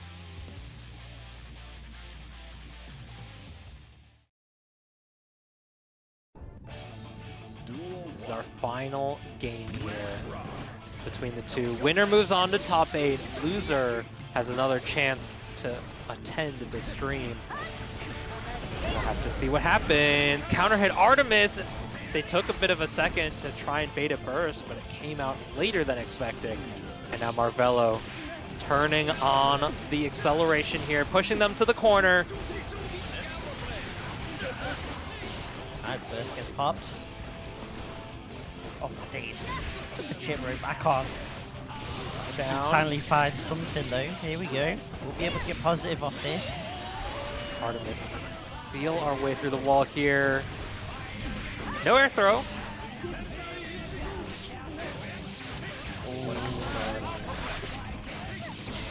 Taking wall. No, we're just going for some pressure in the corner. What a JK air to air and still gets the confirmation. Oh, but doesn't kill the 5H Gamma Blade. Nothing to do it. But the DP response. That confirmed he should have closed the round out though, low-key. It was too good of a confirm to not end the round. I think it was just a bit of a panic moment here. Marvelo recentering in this potential last round.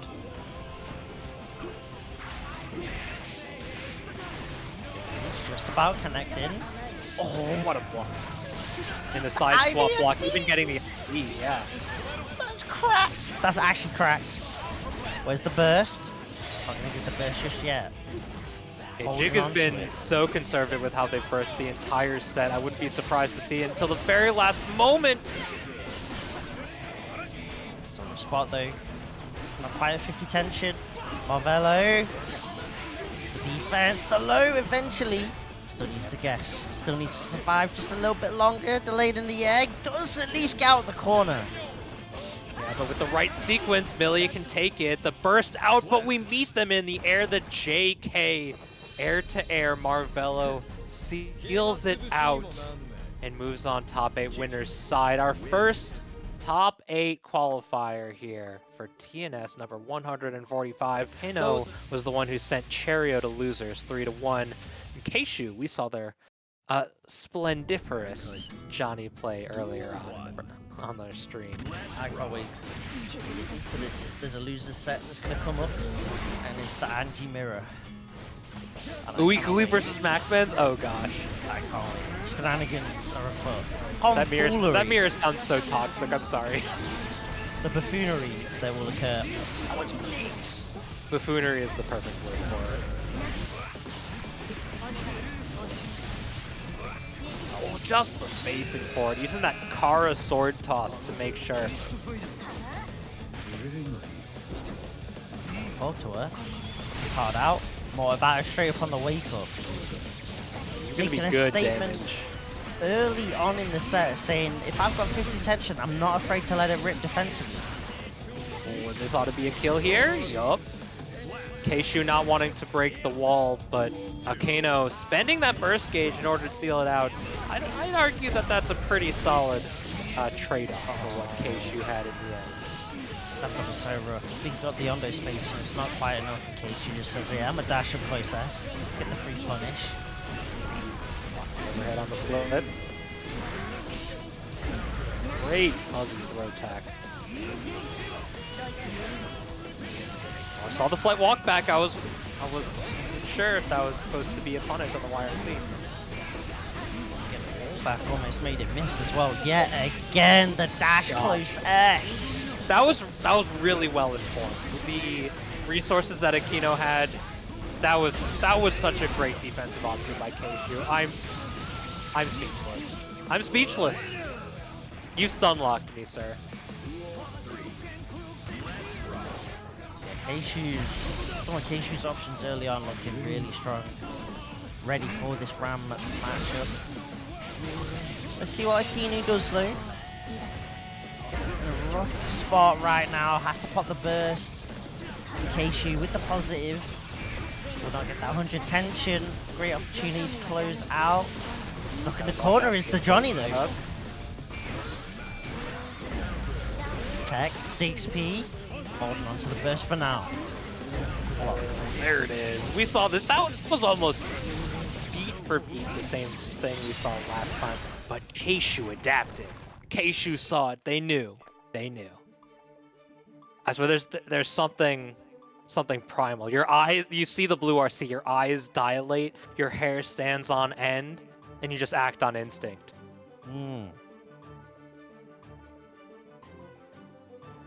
That's a cold description of it. I like it. The kind of interaction that David Attenborough speaks and narrates over. For real. A majestic Johnny. Fast blue RC drift down jump kick.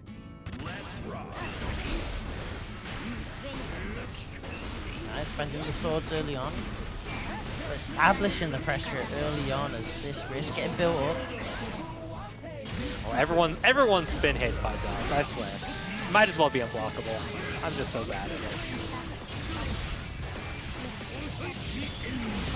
Yes, they were blocking overhead. They were blocking overhead. Johnny with 50 tension is so scary. For real. And there it is right there. Oh, just run it back. I swear there's an echo. That's the record skipping and playing the same thing back to back. It really is. It's the Groundhog Day effect. Oh god. Poor Bill. Oh my god. What the hell? Deja vu. 5 just again. I've been in the mix before. Ooh, no miss for you. 6P into the Dauro, late confirmed, but it still connects. The blue beat to seal it out. Akeno tying up on rounds, but Kshu with a full burst. And Akeno not even half just built. It's going to get a little bit though off that damage that Kshu did. So Akeno spending that burst gauge just to get the pressure on, and it might work out. Just get the throw here, OTG. Oh, again! Again. Too much. Oh, not sure about that PRC though. Oh, they got to play so careful against a Ramson on 100 tension.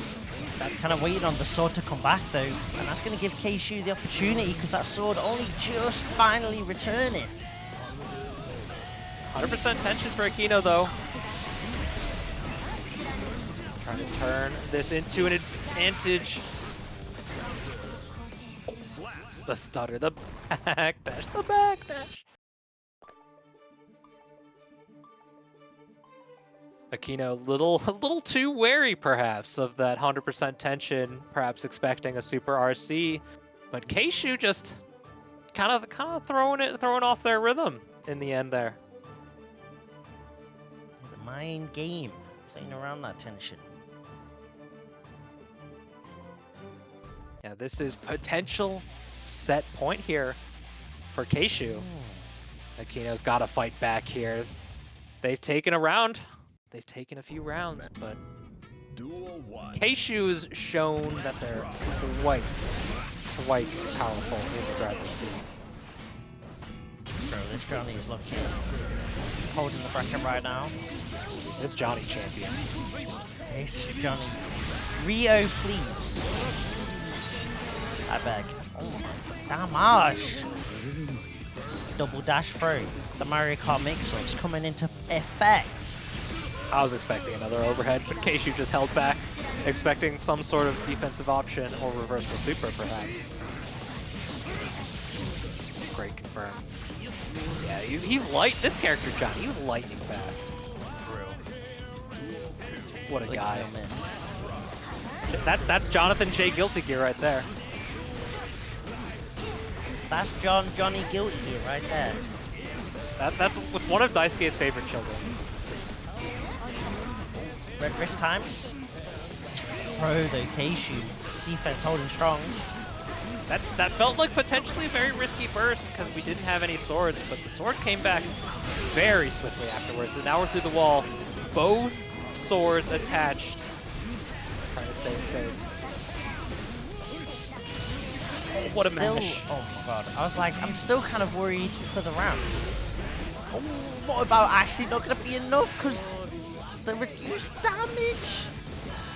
The chip out though. Swords. Ooh. A little bit scary. Alright, Ram staying alive. That's what we like to see. Not sure if there would have been any confirm over a hard knockdown off of the Air 214S. Oh, and the tick throw. Pass scratches. Kshu was so close to just getting out of that. Johnny's jump is so high. It really is. Oh, speaking of, right on cue. That was cute. That was cute. That was cute. I appreciate it. Kshu, that was a cool combo. I appreciate it. Ugh. Oh, we were looking for the coldest counter hit closest. They're gonna work out though. Calvados. Not enough wall damage. Oh, I feel like I saw the BRC drift down again. She might try and do it again. Low key. Retention. Oh. Oh, they were so close to punishing that. They were so close to punishing that. Yeah, the slight slowdown off RC actually helping out Akeno there, so Kshu just a little bit longer. Oh, process counter here, gets the pick up, and the Johnny gonna move on into winners semis. Signed, sealed, stamped, and delivered. Kshu qualifies into top 8. I feel like on even like 5-5s. They're all like, 10-0. They're all 10-0. Legit though, no memes aside, I will always say that Leo versus Leo is like 6-4. Just Anji because versus like Anji, it's 10-0. Anji wins every time. that's true. Putting up the shoulders, these Fujins coming in. No wall break just yet. Alright, 6P on the other side, able to check. And if all you eat is just a little 6P to get out the corner, you know, you're happy just to take that. No wall stick anymore.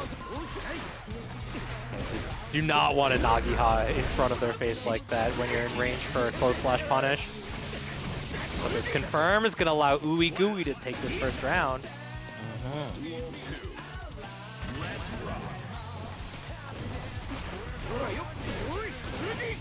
Unable to punish the spin all the way in.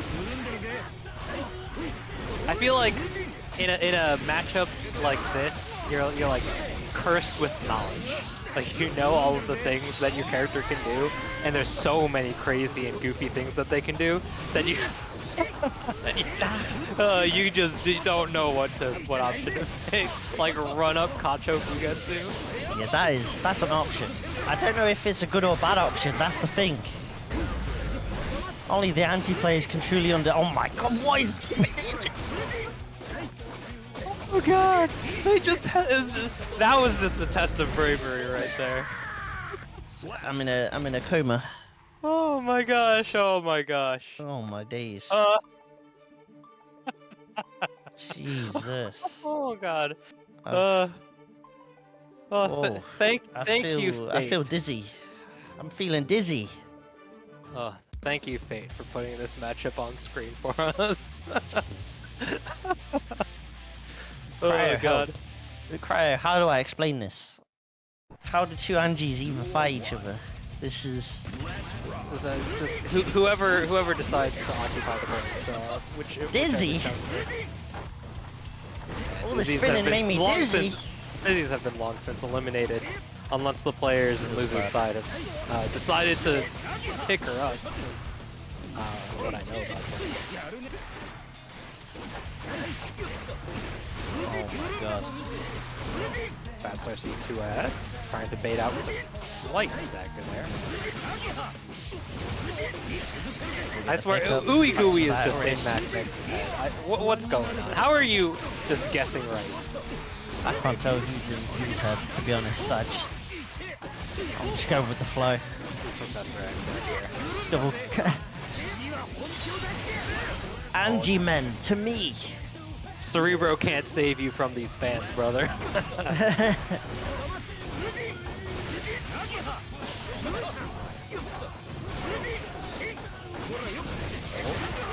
punish on the way down. Catches the landing frames. Double Fujin all the way across the sky. Double Fujin is beautiful. I'm shedding tears. Happy or sad, I don't know. The tears are getting shed. Oh, how are you just simply right so often? Oh. How are you simply just correct as much as you are in these spin situations? Planning on 3 DMs. Brad Pitt, relax. I'm trying to use the Hollywood status right now. Too much sliding with the Overhead. Fujin. First, not even a factor. You can be right here and there, but sometimes you're just not right enough. And MacMens pulling it out with a clear 2-round victory there. One apiece. And the question is, in terms of adjustment, if you're the Anji that just lost, do you think to yourself, did I spin enough? This is deep, philosophical questions that Anji players have to ask themselves constantly. I can imagine that in like the classic meme format Velociraptor. Oh damn! That's a throwback. That's a throwback. Damn! That felt a grey hair. The Zoomers don't know. Thinking of that dinosaur. You'll know if you're 25 or older. Oh my god. Actually, the meme still shows up every once in a while.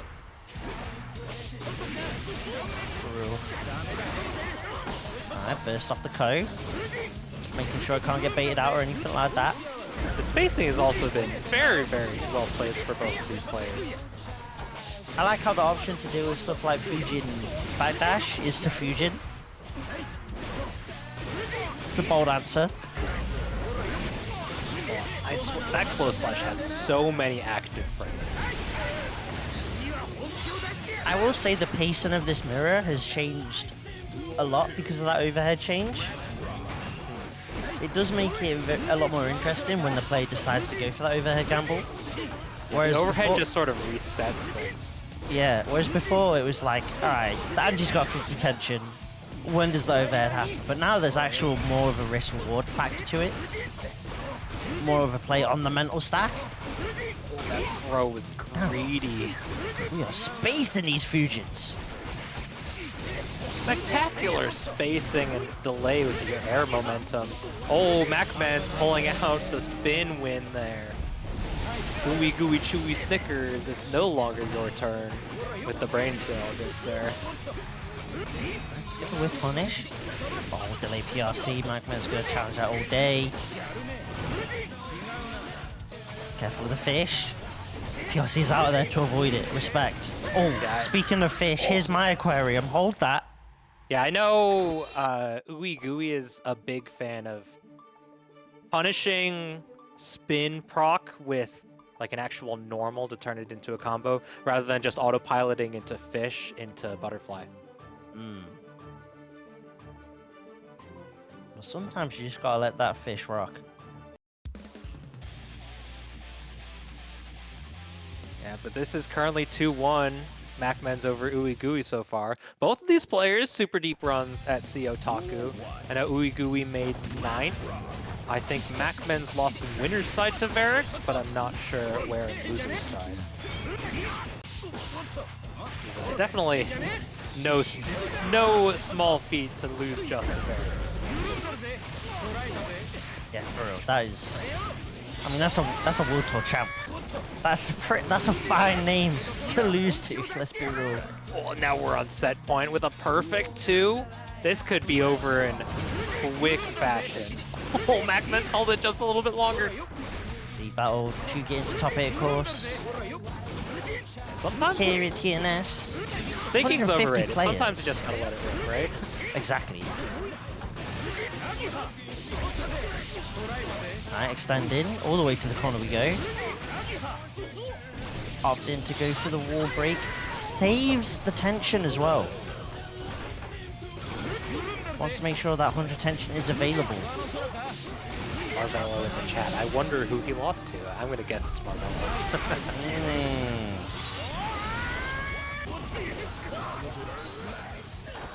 Alright. OoeyGooey fighting back here. Are we saving burst?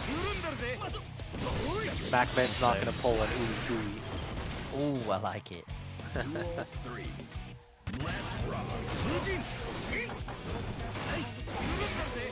There's the fish coming out, not risking it there. What an instant block there. MacMens turning it into, if you extend this further, you're going to get punished. A little bit of an overextension there with the movement. Fast RC. We'll get the punch on that low though, not quite spaced. Back to the Fuji gameplay. This is where MacMens has definitely looked in control. Keeping OoeyGooey in the corner, however, back throw butterflies away. Not scared whatsoever of Kshuewhatdamoo. And you have to show them that you're not scared of it. Safe setup too. Fade away, TRC. Okay, yeah, again, throws it back once more. Tension in the side of MacMens, gets the hit. Can you extend Wild Assault Co? Super, no, it doesn't come out, but still picks it up. MacMens takes it 3-1 over OoeyGooeyChewySnickers. We do have our first round of losers this coming month. Yeah, we have now Kshuewhatdamoo versus Jikh. Our first sighting of Jikh, but definitely not our last here. Jikh is definitely one of the premier North American players, and definitely one of the best Happy Chaos players in the world. 3-day pass, my bad. Through the wall, Kshu spends their burst. Jikh still holding on to. Jikh, probably some of the best defense in the game. Able to 6-speed through the Ensenga. There is gap there. Spectacular awareness. Making Kshu gonna have to second guess themselves anytime they want to go for 6K. 6K, definitely a valuable tool in a matchup like this, because Happy Chaos is so good at just keeping you stationary. Dust though. The uppercut, duffing up the jawline of Johnny. Chat saying Zoner so trash. Fun fact, Johnny is a Zoner type in the game while Happy Chaos is not. Even though Happy Chaos has a very strong, hard to interact with zoning. Happy Chaos is just as a unique character. Used to be the best. I mean, all the successful Happy Chaos players are this mid-range Happy Chaos. They want to be in your face. I think, to be fair, you kind of want to be able to mix up your options if you're Happy Chaos, because sometimes you do just need to go for the zone to close out rounds. It's curse applied. The zoning is hard to set up. It takes not hard to set up exactly, but it takes a step to set up. 2 steps. Setting up curse and getting that focus bump going. Oh, we're out of bullets though. Hard to confirm that. Block, but Time dust yet again. Ooh! A little bit of an awkward confirm, but Jack cleans it on up. Takes game 1 here in winner semis. Jack is one of those players that is just like so in tuned with the game. It's hard to deal with them because even if you are up close and fighting Jack in his face, if you are on their block, it is so tough to just hit them. Jack has... there's something about these Happy Chaos players that gives them immaculate defense. I don't know what it is, but it's just absolutely crazy. I think it's the fact that because there's no like reversal for Happy Chaos, even when it comes to using supers, so you have to be logged in on defense. Just IBing the heavy slash. We should have stopped talking about defense because Jack got opened up there. Our fault, our fault. I mean, a 50-50 is still a 50-50. Those aren't odds I'm betting on. Ooh. Can't get close there. Ain't no way I'm betting on a point flip. Oh, the fadeaway jumper. It's the 92 Oh, it doesn't go for the 6P on that one. Kshu, or Jack perhaps expecting Kshu to do something different. Nice. Break the wall, Y2J. Nerf damage starter, the Insenga. Just inside range for the wires. Bubble to connect. Gotta be wary of gold first there. Not even thinking about it. This ought to be a kill here, and Kshu ties it up around. That was a quick game. The explosiveness of Johnny, to be fair, paying off for Kshu. All it takes is just an Insenga to get the ball rolling. We're tied at 1 apiece. They reduced it to 60 damage from it was from like 80 damage down to 60. Previous patch, I think pre-patch or pre-season 4, I think Insenga was 45 damage. Insenga, like, I know they're trying to encourage players to use Insenga. I don't think Insenga is a bad move. It's always been like sort of a more niche move, but I myself am an Insenga fan because I think that move is kind of fun. I mean, I think it works perfectly for Johnny when you're trying to establish his strike throw game, and you just have a built-in special that's suitable for like anti-throw tech. It's just like, there you go. And there's little beat in your head that says, "Do wake up Insenga." Also that. Sometimes you just have to let the Johnny voices win.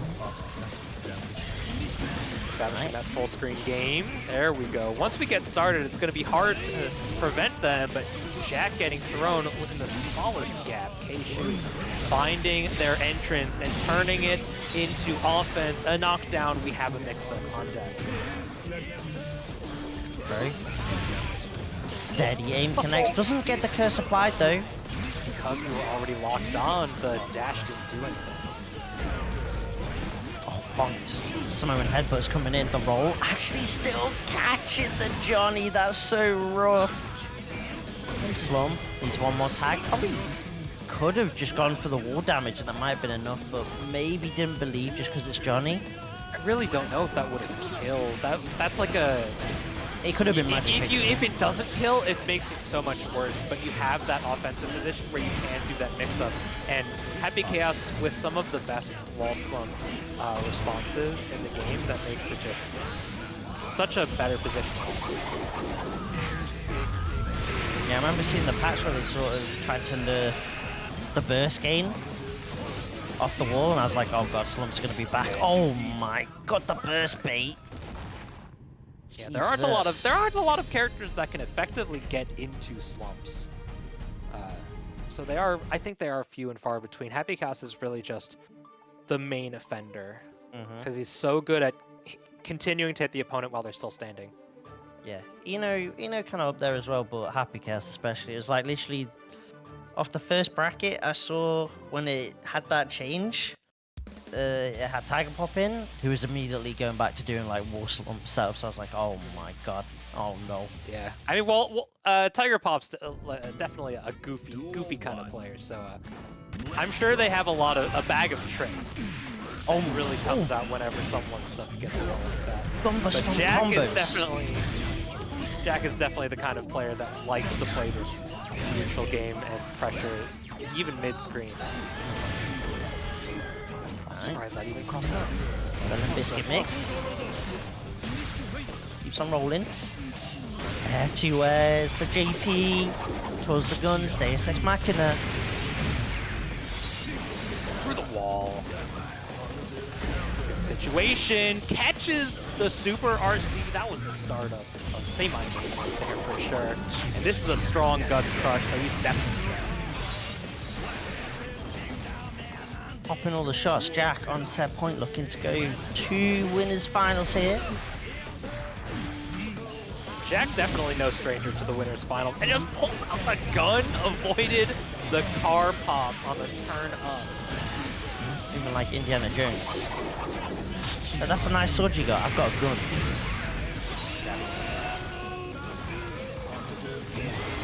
It's late, brother. I gotta get some sleep. Kind of unfortunate though, that block string pushing out the card so you can't get the improved misfire, so no guard crush pressure. And Senga, oh my day, it's actually spaced perfectly for the 5k. Ain't gonna matter though, not to Jikh, who can Deus Ex at the end of this.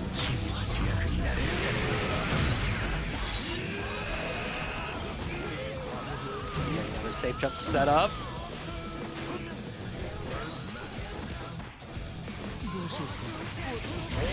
Decides not to challenge.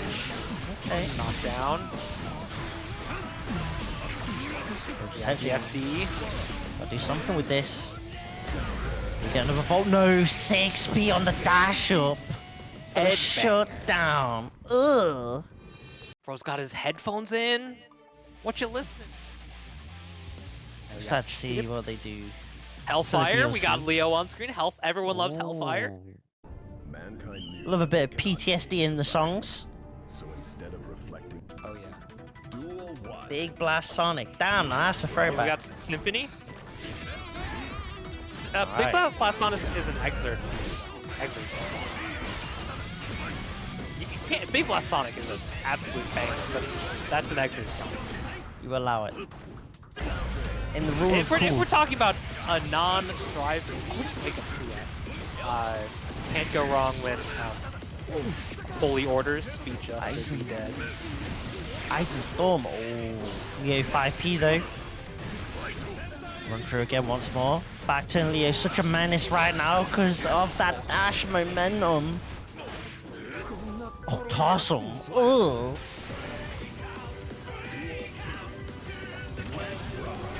Good break for the song too. Oh, that's the wake up DP.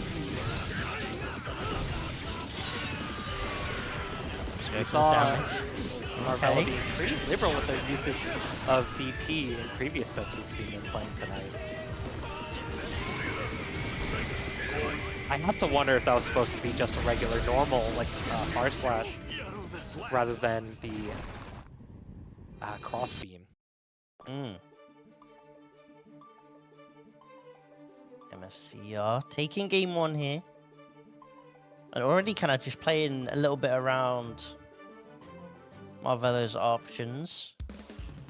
People still posting their favorite Guilty Gear songs. Daisuke just really hit the perfect combination with everything. Just like the aesthetics all just fit so well together. He just wanted to be a musician. And then realized the cheat code was actually to make it a video game.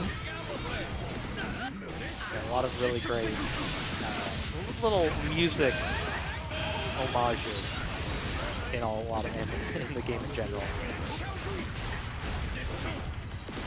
Good instant blocks. Having Chipp close to you while you're blocking is actually a good thing.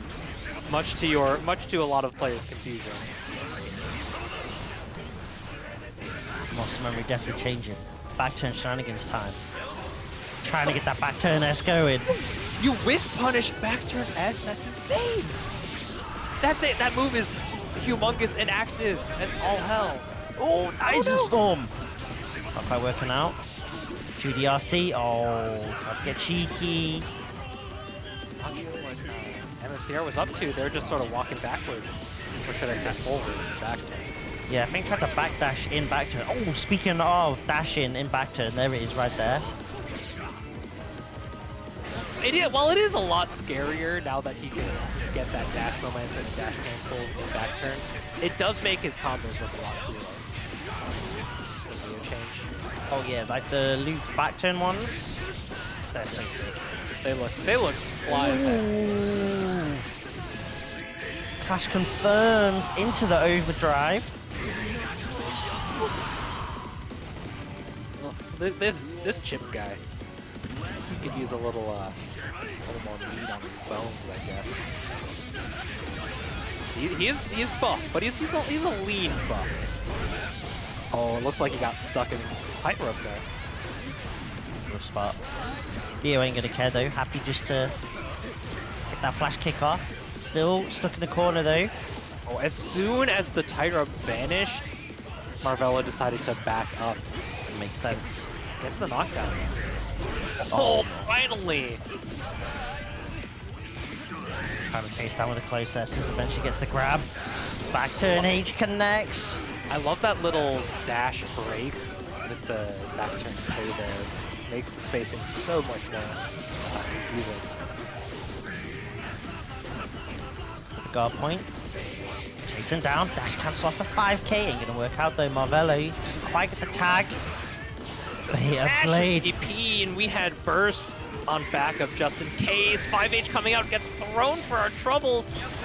Burst incoming, there it goes. MFCR trying to bait it in the end. Now we're stuck at full screen. We've actually blocked because of the Leo dash change as well. It's a run through. Keep the dash going. Yeah, again. Oh, but dash back turn S connects. Yeah, the defense from Marvelo was so good at just blocking any sort of true mix-up, but folds in the end, trying to escape maybe a throw attempt, back turn K, what have you. And the back turn S is what takes it, punishing the backdash. And now MFCR up 2-0 versus Marvelo. It's crazy. Normally, such a strong option is FD backdash to just get away from back turn Leo, but now because of that dash momentum, the king be zooming towards the prey. It's even sort of a solid strategy to just play neutral back turn. Just the potency of his buttons and the way that he's able to move. That's exactly what MFCR is trying to do a lot of the times. Turbulence, get straight into back turn. Look to play a little bit after that. Able to block, no punish on the recovery frames from air actions. Doesn't build enough tension to go through the wall there. Gonna be able to kill here. And because we don't get the wall stick, we don't get the extra burst anyway. So Marvelo turned out working out pretty well in my favor. Like that. Begins. Oh, just block, but it doesn't matter.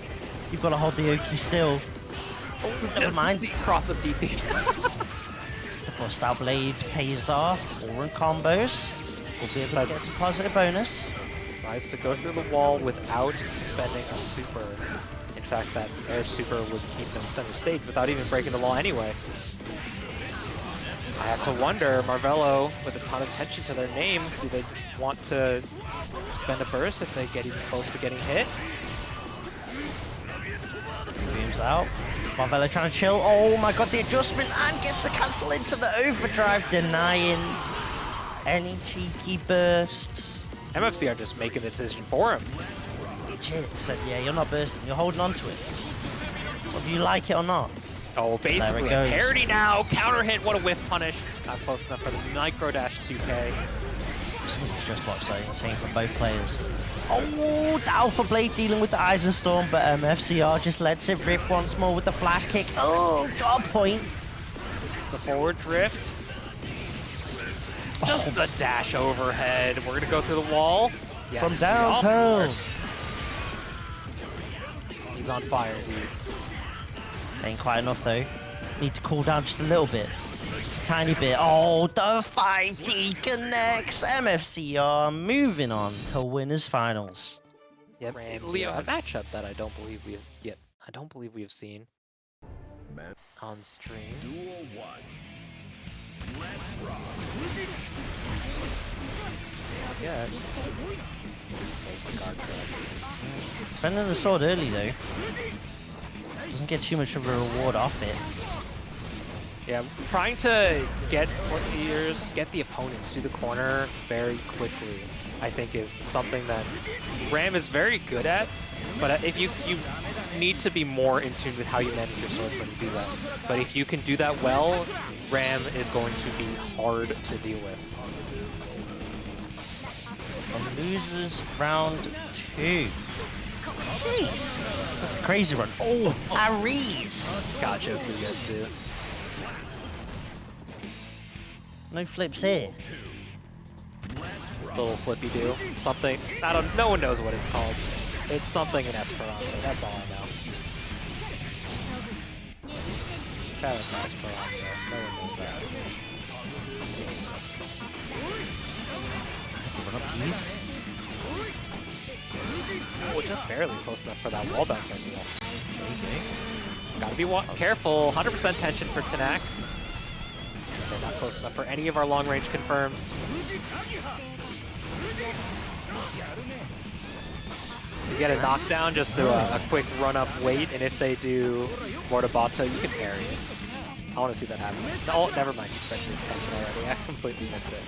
Still just sitting on 100. Finally spending some of it with a dash BRC, but it feels too little too late, maybe. We get the mix off this, 5D, PRC. But this is Anji. This ain't gonna do enough.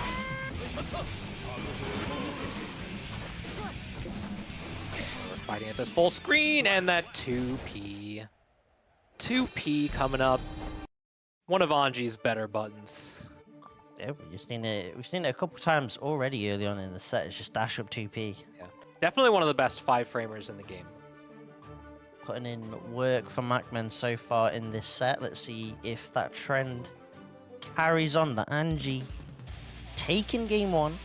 Anji 2P up there with the likes of Axel 2K as fantastic 5-frame normals. 5-frame or less normals, in fact.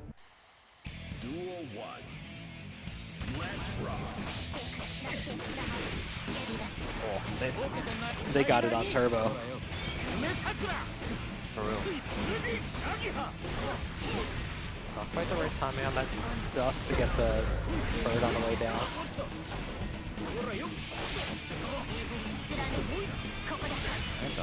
Ooh, got the mix. The little flip. On the way down. Oh, Kacho Fugetsu. There's the punish. Doesn't get any full confirm. I think they were expecting a counter hit there. Did not get the counter hit state, so kind of a bit of an awkward 5k there, to be honest. Oh my god, the Umbrella Ella.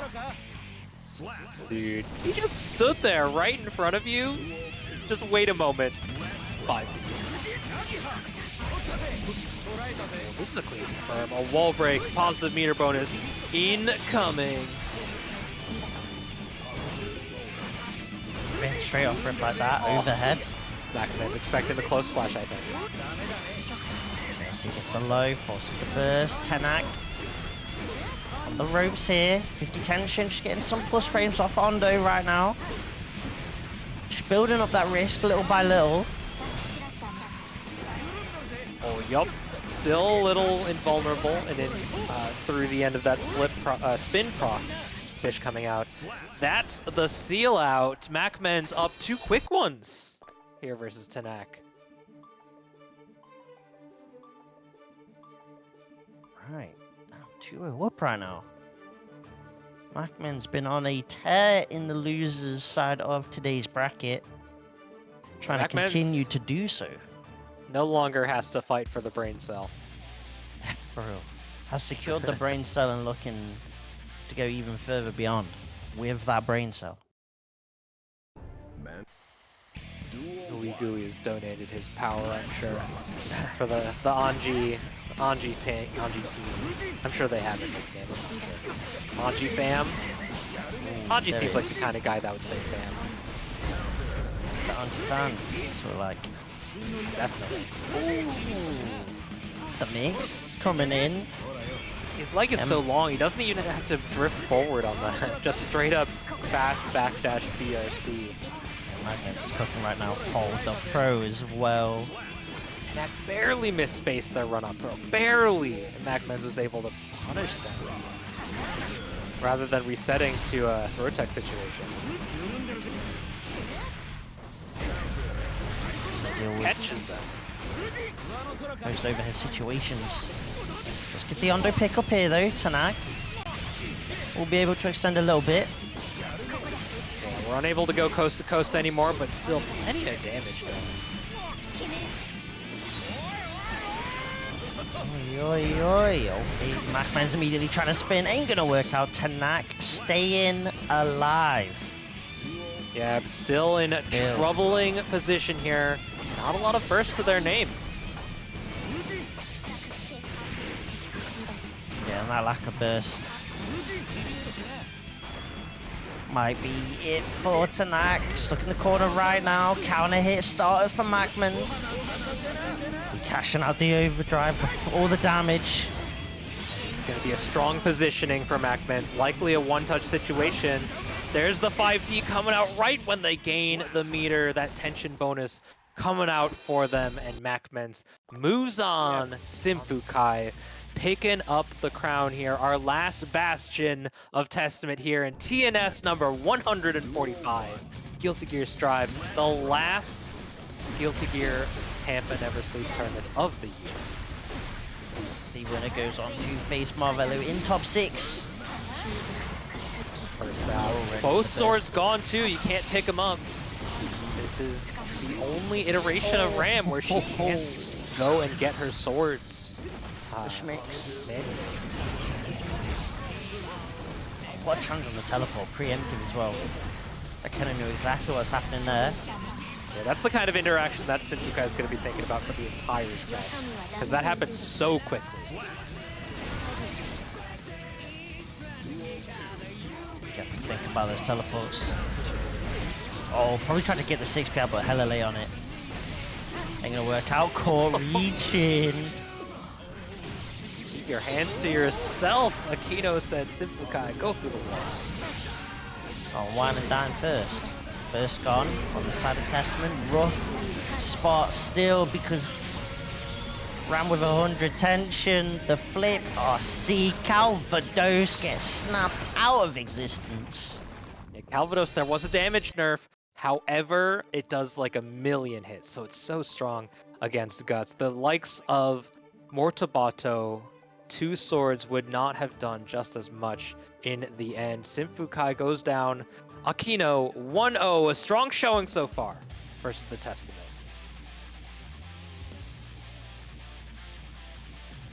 Let's see, can this Ram make the run here in loser side?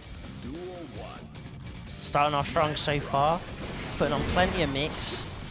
SYMPHUUKAI just hasn't really gotten set up yet properly with the kind of expected Testament gameplay you want to see. Yeah, we really, as a Testament, you really want to be in that like positioning just outside of the round start spacing against a character like Ram, where you just cannot be punished for your usage of the Grave Reapers.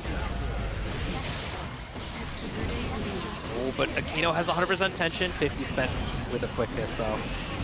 Already the slight adjustment though from SYMPHUUKAI. Backdashing in anticipation of the flip RC. Oh, that was works. so close! Oh my god. It dropped out of the Nostrovia. Ooh, got the 5D though, even hidden behind the explosion. The little walk back going, just getting flipped with the low. Oh, that's so unfortunate. Ooh. Yeah, OTG attempt, a little slow at it, but SYMPHUUKAI ends up cleaning it up with a far slash against Akeno. Yeah, just caught the backdash. Again, immediate Ram aggression. does still a hefty chunk of damage despite the Wild Assault scaling. Trying to avoid, doesn't want to get popped by the Stain State, looking for the Whiff Punish opportunity. Reapplying, Stain is still lasting quite long. YRC spent, there's not a lot that Testament can do, but the YRC still allows Akeno to establish advantage very quickly with that light. Guess jump in, off rip like that. Looking for maybe even Chipp. SYMPHUUKAI has to keep FD in all of this pressure at this rate. This is just a battle of attrition. Spending that gonna win burst, out. though. That's very good for SYMPHUUKAI. They might just be able to pull it out with that differential. We'll have to see what comes up. Oh, 6H, that had to have been a missed dash up, I assume.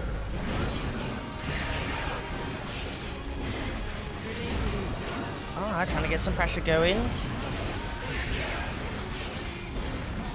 Got tension available as well, maybe. Oh, got clipped by the Ondo, forced to burst. Just This to is keep where the you want to be. positioning. Pro RC. Okay. Going through the wall, Stain applied. Hard knockdown. This is a strong position for SYMPHUUKAI, but burst available, burst safe. Yeah, great positioning, but the punish on the flip. No tension available to keep it safe. SYMPHUUKAI ties the games. Hey, one apiece here. Duking it out to stay alive here in top 8. Here on TNS. Yeah, they're fighting. They are fighting. These players tied up on rounds. They are really just showing up and showing the matchup really does keep going on. Duel 1. Let's rock.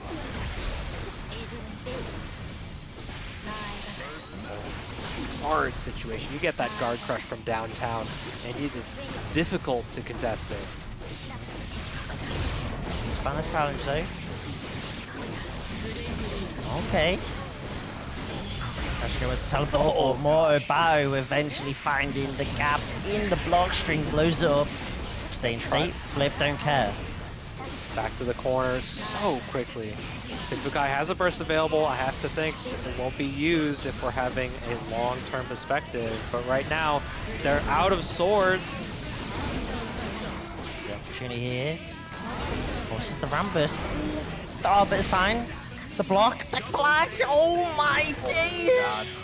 That's our second one tonight. I have to say, that's probably in SYMPHUUKAI's favor. Because look at their burst. Exactly. Going into this last round, a crucial game 3. Into a situation. There's a trade, but SYMPHUUKAI fighting out of the corner. And got the Stain State as well. Beautiful stuff. Oh, the dodge to avoid the sword. Moving in the Matrix. Look at that spacing. Akeno trying to approach and press. SYMPHUUKAI moving in and out. The whiff punish puts them in a position just like this to take the game. The Stain Pop's still there. They weren't expecting it despite using the deflect guard. It only absorbed the first hit. Did not absorb the Stain Pop. Damn! SYMPHUUKAI. Kind of thanks to the double KO, to be honest, able to get this 2-1 lead. Yeah, when the bomb's on you, push block doesn't matter. For real. Duel 1. Let's rock. Savage should stay early. The whiff punish game a lot stronger. Burst out, does not want to give them the hard knockdown. What a press. Just gonna straight up take it instead. We see the burst, yes we do. Timed beautifully to push the ram into the corner as well. No flip just yet, there it is. Oh, what a dash in. Testament, they don't dash very quickly, very fast. And still able to make it through. The Ondo not even effective. There's the 2P. gets the tick with the 2K.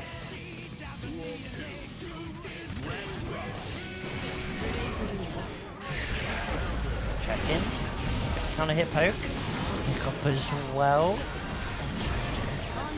Not close enough for the second hit of H Grave Reaper. The backdash, okay, here we go. Just outside of range there for the 6H. Sorry, forward. Yeah, again, time and again throughout this set, we've seen that flip RC has been paying off for Akeno. One sword left. An interaction will kill SYMPHUUKAI here. The throw to do it. We're in a similar situation as we were in the last game, but SYMPHUUKAI still on set point here. Oh, there's the... Turns out the sword beats the crow. Goes through all the projectiles. It's crazy. Poetry in motion. First out. We're trying to get the initiative, but the leap goes over the Arbiter. Alright, gets the throw. Bondo. Plus frames. Cast scratches all the way back down. All the JPs. We didn't have heavy sword. Ties it up on games here.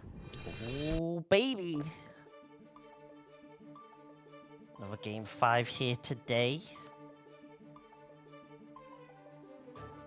Just to stay alive. Just to move on to a guaranteed top 6 spot. Yeah, these players are fighting for their tournament lives here. Loser gets sent to the spectator bracket while the rest of them move on. The winner of this will be fighting Marvelo, so their work is not done yet.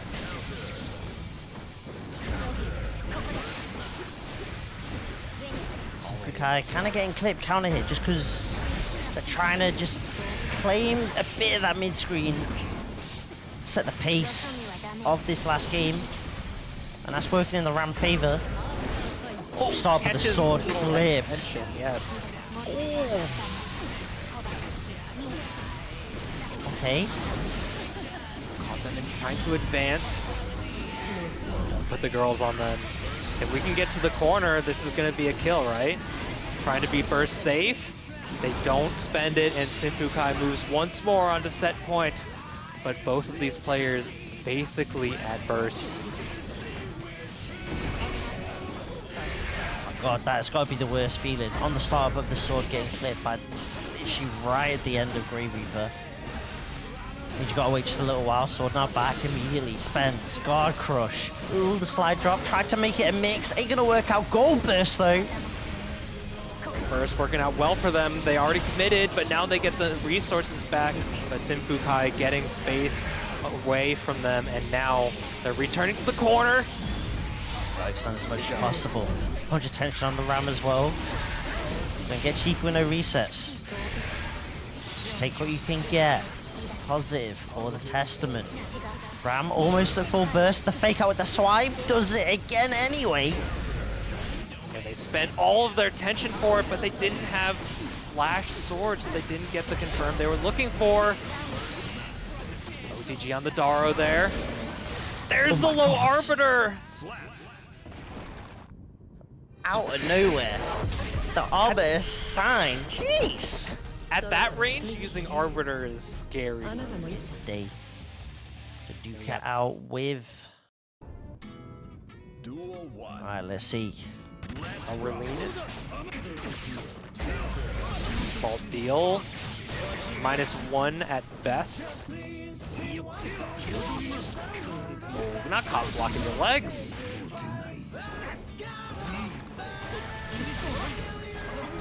Yeah, that's just so crazy. He gets the instant save 50-50 if he throws you.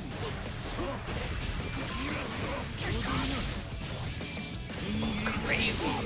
You might be dead. It's close. You might be. I think I might be dead. Is oh, yep. Oh gosh.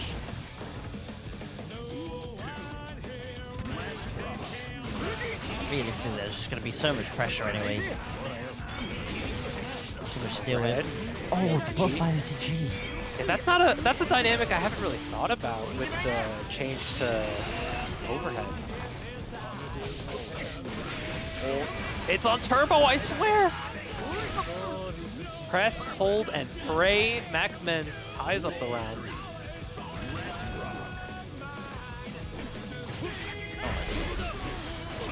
All the rivals play a slash. It's crazy. I can't believe it. We have yet to know. It's the pot psyop that we'll never know the actual strength of the 10 game. Final. And no matter how strong you say that pot is, the players will complain. The pot players will complain.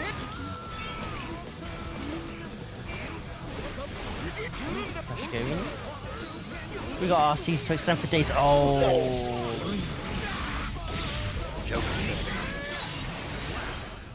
The mix, the BRC JK. Kshu on the comedian mix-ups. Works out though. Takes game on here. Slash says they complain when their character is top 1. Yeah, everyone wants to be a low tier hero. True. There's no pleasing. You can't please everybody. Everyone looks for their main on a tier list and hopes they're B tier or lower. The top 0 is crazy. That's not how number works. I don't think that's how numbers work. Now there's tier 0, but top 0 doesn't work. Triple S tier. Where's the classic anime tier list? Where's a Dragon Ball FighterZ tier list when you need them? S tier.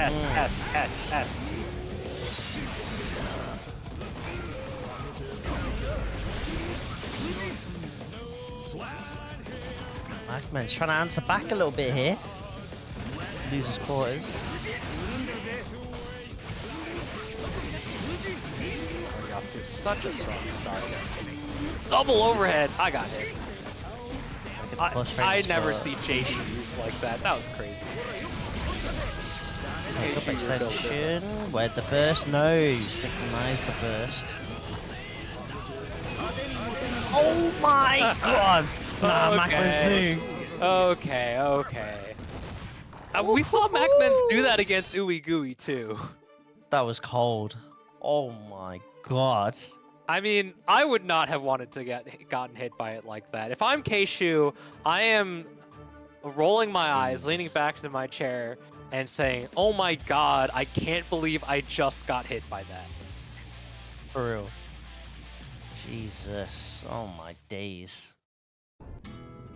Duel 1. Alright, that is one way of tying it up on a piece. It's on turbo. Always. Dealt with. Setting up with the card. Yeah, playing neutral here is definitely strange with how spin interacts with Misfinder and turn up. So you have to be a little bit careful, but it's really not that big of an issue at particular ranges because there isn't so much you can do. Oh, tried to start for the spin there, ain't gonna work out though. I always forget. Sorry, but it's missed finer time anyway, post overdrive. Walk back car slash, classic. Oh, tried to get the micro dash up, but it doesn't connect. Right, we'll be able to spend the overdrive here, get the hard knockdown. Kshu's in a kind of awkward spot where maybe you burst, hops to FD, gets thrown. Almost like a safe burst, unless MacMens doesn't get the wall break.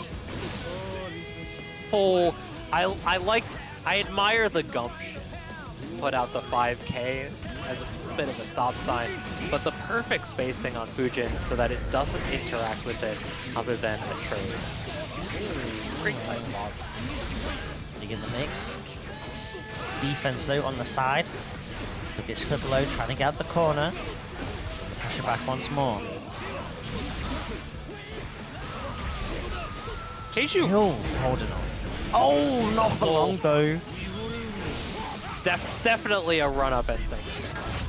I'm definitely a run-up insane. Now, are you playing around Kshuewhatdamoo or not? What? Run-up Ensenga. Oh my god. Oh, they did it. They did it! It's not an interaction you see very often, but That is hilarious. Not for the Anji players, of course, but... I mean, if you're an Anji player, you have to at least look back at that and think, okay, that was kind of funny. And off that, MacMens is like, yeah, I'm gonna go sin. I ain't dealing with that anymore. Oh my days. He's the ever-growing wild boy. Yep. We saw Kshu play this earlier against Asta, was it? Yeah. Yeah, it was against Asta.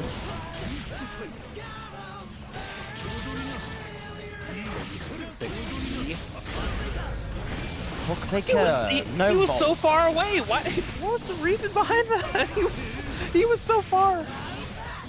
It's not ready. I mean, it worked. So clearly they're like a mind reader. Face down 6P, gonna shut that option. What? 6P? Spends the stamina and off the burst. Puts MacMens in a real tough spot. Does find the IAD out of it though. Oh my god. 3 swipes like Zoro. Tell us who you are.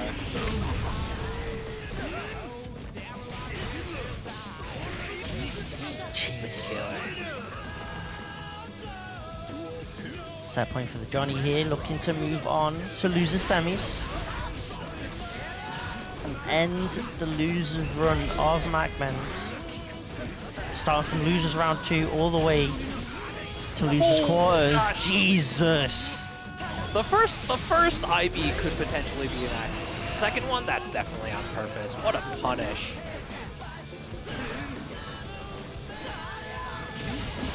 Look at this spacing. Great usage of the air misfire as well.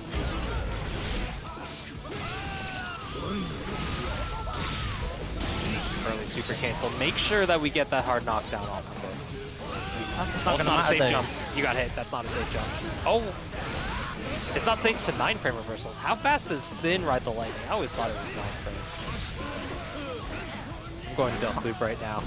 Yeah, I can't quite remember, but I mean, either way, MacMens was definitely just going to go for RTL on Wake Up. Definitely. No matter what. Stomp, locked in the air. She has to deal with it. BRC, bam dash. Okay, Ride the Lightning is slow. It says 11 plus 5. Never mind, never mind. There we go. Okay, so hindsight, that was very smart.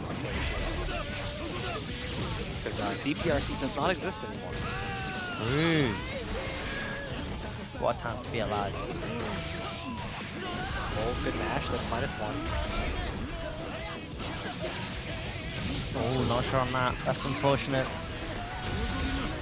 Has to hold the guard crush. Oh, Jesus.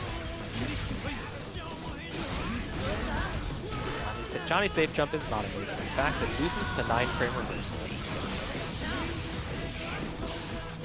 Deep. Lost to the reset. Trying to keep Johnny stuck in the corner. Another throw. OTG. Again, trying to keep him locked down. But Kshu. Oh, no RC. Sometimes you gotta respect it. Jump back, jump, slash. Oh, they did it twice. Okay. The sim pick says it all. taking us to another game 5 here.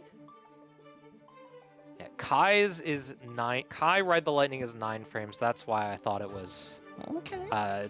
Sin's was 9 frames as well. I'm just so used to trying to do safe jump and then people just do DP, and it doesn't work because I think only Kai's, the Papa's DP is the only 10 frame invincible DP. Duel 1. Out of all of the regular normal DPs. that aren't supers. Invincible reversals that aren't supers. Oh, they knew. They knew. MacMens. All day, every day. What block? That's an RC. That's crazy. With no punish. First gone.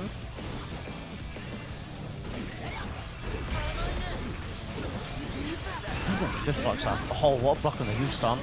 Pressure keeps on going though. Red wrist. Kshu? Jesus. High-low does not care. It does not matter. Uh-oh. Dash closest. The Johnny Beloved. Look at this damage. That's a lot of damage. Phil Swift gets some flex tape on that one. Oh my. Oh, they... Does MacMens know? Take piece up. Just one more tag. Gets up the throw. Your 17 frame advancing throw. It's techable, but your 17 frame advancing throw that on a character that has a far slash like that is unfair. I keep seeing Kshu doing air deal as some sort of safe jump IAD-like option. I have to wonder if it really is plus, because I have not found a situation myself where air deal is plus. The only thing I do know is Kshu's throw game is cold. Grappler Johnny. Legit. I wonder if that was supposed to be DP. Putting hands on everyone. Might use that 2S to solid effect, but not actually hitting. Oh, this close slash not high enough. Doesn't have just barely not enough calories to pick up off that. Oh my! Can't give Johnny an opportunity like this to steal it away. What a throw! Oh my god. Oh, Okay. bet it all. Pork bacon. Cooking. Bacon. Kshu though immediately with the pickup. Immediately into positive. Oh, 6k. It's all working out for Johnny right now. 6k and Senga, my beloved. They're still doing it. Does MacMens know? I have to wonder. Oh, we waited forever. That's dead. Whichever way, it doesn't matter now. Kshu taking it 3-2. Listen. A staple of TNS top 8. TNS at MFCR, in fact. I do believe. Duel 1. That's how much of a staple it is. Oh, immediately just starting things off with the run through. That's the kind of energy we're bringing to winners finals here. I understand it now. Jack answering back though. Gonna be able to get the positive bonus ticking over. The neutral control is going to be very important here for Jack, because offense is going to be a little tricky. You have to really get in MFCR's head to really understand if and when they're going to use their options, and not overextend in a way that gives them a way out. Oh, that is a bold burst, and I am not sure about that. That's an MFCR burst. I was just saying, he plays so wily. The idea behind it was the fact that Jack didn't have focus. So the reason behind that was trying to utilize the fact that there was a lack of focus on the side of Jack. Get in and then start the Leo mix going, but just couldn't get in. Here's the reload. Dump the bullets. Get an extra 6. Oh my god.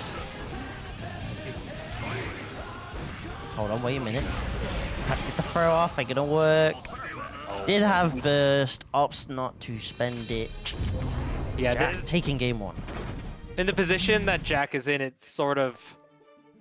I would think they feel comfortable to just keep attacking and just saying, okay, if you burst, you burst. I still have a full health bar and a full burst gauge, and we reset to a position where I am simply at a stronger advantage than you are on average. And MFCR calling, sort of calling a bluff, in fact, perhaps, saying, Jack, I know you sometimes like to bait burst, and we'll see if you pull it out now, but it doesn't end up coming out. Oh my god, that roll was sick! Roll under the bar slash. That was cracked. Oh my god. Gumbo stomps. First gone on the side of MFCR, but here we go. Back turn begins. Counter hit. Back turn S. Immediate burst from Jack. Yeah, I will say in the recent patch, or I think the December 31st Season 4 patch, perhaps even the second October 31st, the later patch, the one in December, excuse me, the dash blocking from Leo has indeed improved. Yeah, it goes. I think it's Leo and Abba. Yeah. Got that ability to sort of basically cancel the dash with block. Yeah, he Maybe doesn't it's a way get... to try and make it a little bit less committal to try and dash in on stuff like Happy Chaos only. For Leo, it definitely helps. For Abba, maybe not so. Yeah, being able to block earlier against a character like Happy Chaos is definitely very useful, because dash blocking is definitely something that makes it a lot more... The 180. Wall break with the curse applied. Oh, got the 2S. Didn't believe in the confirm though. Yeah, again, 2S connect, but couldn't quite get a pickup off that. That's unfortunate. Deus Ex. Yeah, using it as a resource accrual there. J2K trying to go for the pogos. Spend it, I dare you. There it comes out. Final moments before a wall stick comes out. Jack's still on full burst, unable to defend against the cross through.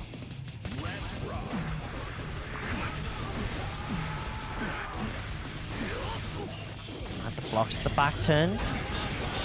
Dealt with, and now it's Jack's turn to put the mix on. Jumps that up. Just fuzzy jumps out of it. Oh gosh! Oh my days! That was a brave mash there. Brave mash! And we're going through the wall here. Positive meter bonus. Hard knockdown. Jack is going to try and get these resources back. Just not dealing with it. Right into the same situation. You're going to get burst back, but you get it back on my terms, he says. Here's concentration. Oh my god, gets the Azure Storm, had the down charge. Just found the way in. Oh, didn't quite. Oh, that's so unfortunate. Couldn't quite get the back turn there. Sun block. And Jack put out the stop sign. Those two hands. The Not actual pass stop go. signs. Do Legit. not get $200. No monies.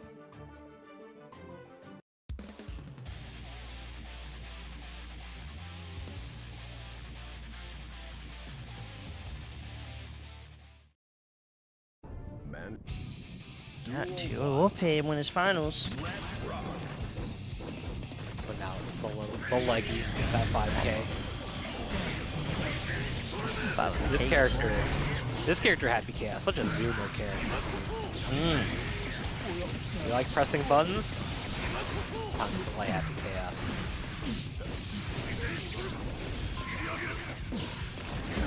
Oh, this is. Oh, we are scrambling a little bit. But it works Jack out. wanted the turnaround there. Came out still facing right. Oh my days. Down around though. Jack is gonna fight it out. 2D gets punished. To the wall, get some focus back. Cash out the damage. 2S shuts down the pressure immediately. MFCR trying to get the way in, but by the gunshot, Deus Ex to refill the chamber. Yeah, Leo's healthy enough that that burst isn't going to make all that much of a difference, especially when we're going through the wall, because we just get so much back. Ginzo gets the throw. Oh, tried to get the run through. Jack says no. This is a good guts crush. 19 hits. Oh, and the wall damage. And his burst is back. Set point. Opportunity to go on to win a side of grands for Jack. A little tricky with the way that safe jump attempt turned out. A little bit of time spent does not matter. Save the burst. Want to use it when it's impactful.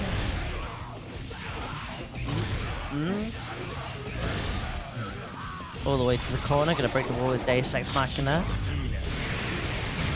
Both available on both sides. MFCR, 100 tension. Elects not to go for the safe jump. Oh, and forces the mix-up. Little shimmy. Still got the tech off as well.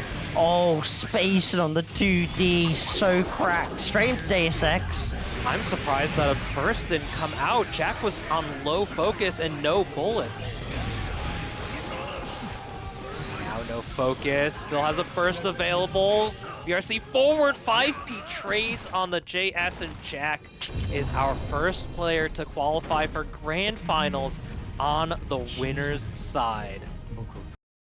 Already been 145 Guilty Gear Strive tournaments here for TNS. The game is 3.5 years old at this point. Still, at least a year, maybe two more. Considering there's still plenty of the season to go. Both of these players gonna want that run back against Jack. Jack's winning side of grands. Shouts to Marvelo hitting us with the raid. Much appreciated, much appreciated. Oh, I had to hold my breath for that one. I had to wonder. Oh, okay.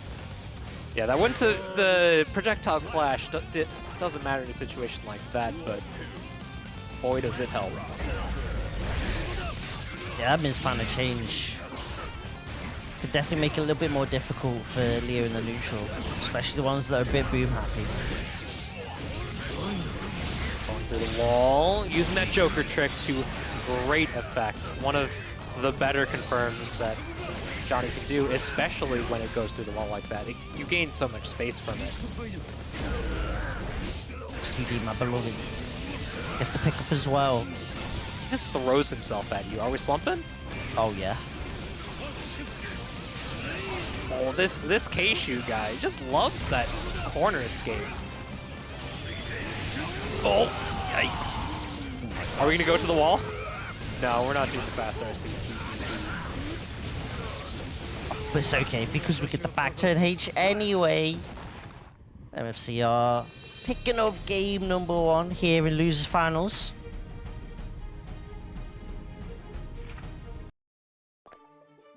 Yeah, that's a quick one for MFCR. We're still warm. MFCR, this dude just played. He's still warm. Kshu did just play, I'm sure, but that was off stream, so I cannot attest to that. I mean, 3-0 over Marvelo is kind of cold, to be fair. But let's see. I don't know how you could say he's cold. Look at that jacket. He looks mighty warm with it. Nice fur jacket. Oh. The mane of a lion. Pick up. He's jealous. Oh, the Phantom 6P! Just puts his aura out into the world. Holy cow. King says it with his chest. He really does. Oh, you can't let him get away with this. Oh, classic Kshu execution, getting the fast OC on that. That's impressive. I believe it's 10 or 11 frames. Wait, that's a quick reversal.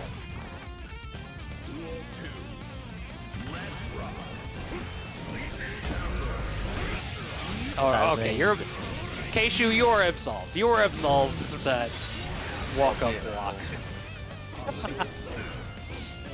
We have to get the proper balance. We have to get the proper balance. Backdash out of there. But that might work out in Leo's favor. Oh, tried to put the shield up. Ain't gonna work out, unfortunately. So close to actually connecting with the Joker trick. And I love the usage of the throw there just to try and make sure that burst is not effective. Oh my god. Close to start though. Gets everything with the back. Oh my god, that slide through was cracked. Run it back once more. No, deflect shield. Shuts down the pressure. Overdrive, RC run through. Oh, the just block. Recognizing so that the block was instant and throwing them for their troubles. We're tied up. Oof. That defense was clean at the end. It's gotta be. It's gotta be. The usage of deflect shield just to make sure we don't have to block a mix-up. Making... It's still a bit risky too, because Leo can dash through cross-up. But Kshu was confident, and it worked out. Definitely a strong choice they made. Duel 1. Let's rock. It's the burst there.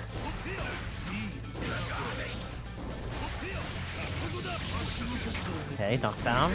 Deals the cards. Eyes and Storm off rip. Doesn't want the Johnny set play to get going. Not taking any risks with that wall bounce and the way that the wall stick interacts. Oh, that was fake. That was fake. MFCR, you can do something about that. Kshu's been brave with these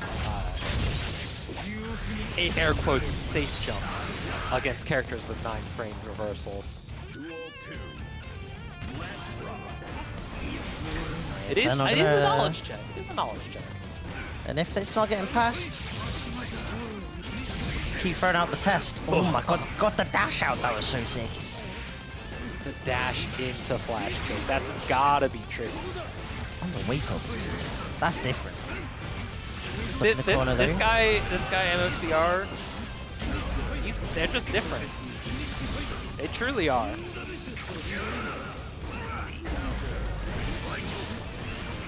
Extra tricky though. Uh-oh. The wall. Still plenty of life left. It's gonna take at least a hit or two to kill. But it's kind of the same for MFCR. Oh, you might be dead. It's close. There it goes. Peace. The Insanga closing it out. 2-1 now. Kshu Johnny said with an damage nerfs? opportunity. What damage nerfs? Say swear. Say What swear on those nerfs. Said for real, Daisuke? You mean it? You sure? The fake notes. The fake notes, that's what they were. Opportunity now for the Johnny to go onto Grands. Get the winner's semis run back. Already into the mix-up situation. First into the corner, though. Definitely a strong position. Oh my god. Look at the life bar melt away. That was at least a 50% combo. 5k pickup. And the recognition on the juggle, turning it into a wall situation. Close? It's not. Oh! If there's any way to make the comeback happen, but yet again! That point for Kshu. These just blocks on the run through are so cold. God damn, so sick. Controlling space here. Oh, he just held it? No fear. As a Storm. Okay, Water Assault just gets to pick up, but Mistfinder. Oh, wake up buttons, classic. Still able to get the super RC to come out. Avoiding the back turn P makes sense. Scary button. Oh my god, that headbutt. The closest. This is one more tag to get the round, but instead is Kshu that gets the pickup, extending to the corner we go. The card dealt. Misfire overdrive is enough. Kshu with the 3-1, moving on to Grands. Happy Chaos favored matchup. On paper, you think, oh, Johnny has bad movement, but it's not. That's not really what it comes down to a lot of the time. These round start situations are very strong for a character like Johnny, and the way that Johnny moves is so fast that if Curse is not on you, you can avoid the reticle for longer than a lot of characters. So as long as you can be aware of that and just simply not get hit, which is already a tough cookie.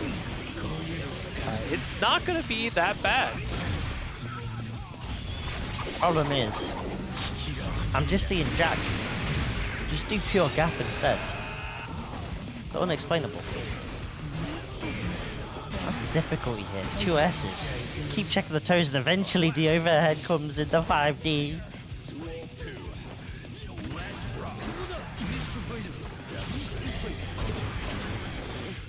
Yes, Jack just in such control at the moment. The gold burst, I can't lie, it's looking kind of silver. Tries to back that, got more dash and set, and a JD for their troubles. Trying to snake out a YRC.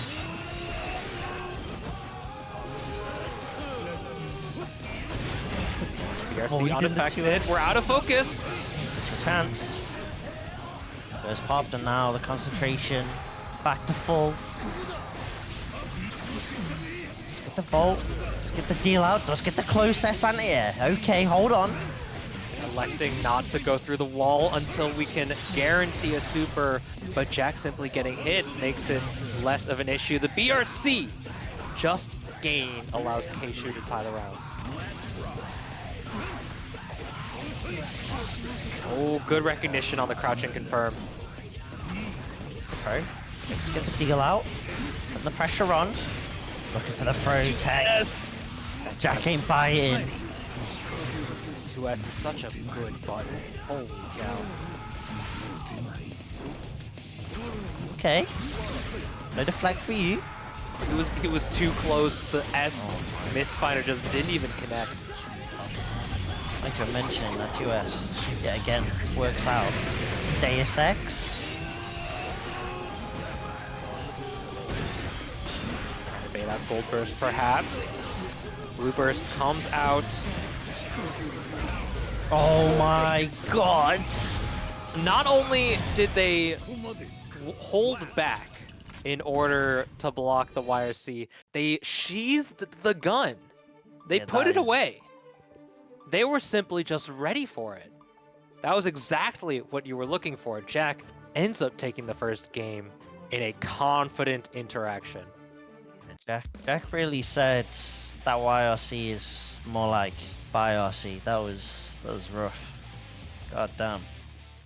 This is a strong start for Jack. Let's see if he can carry on. Kshu though was putting up a fight game one at the very least. More than capable of taking games here in this Grands.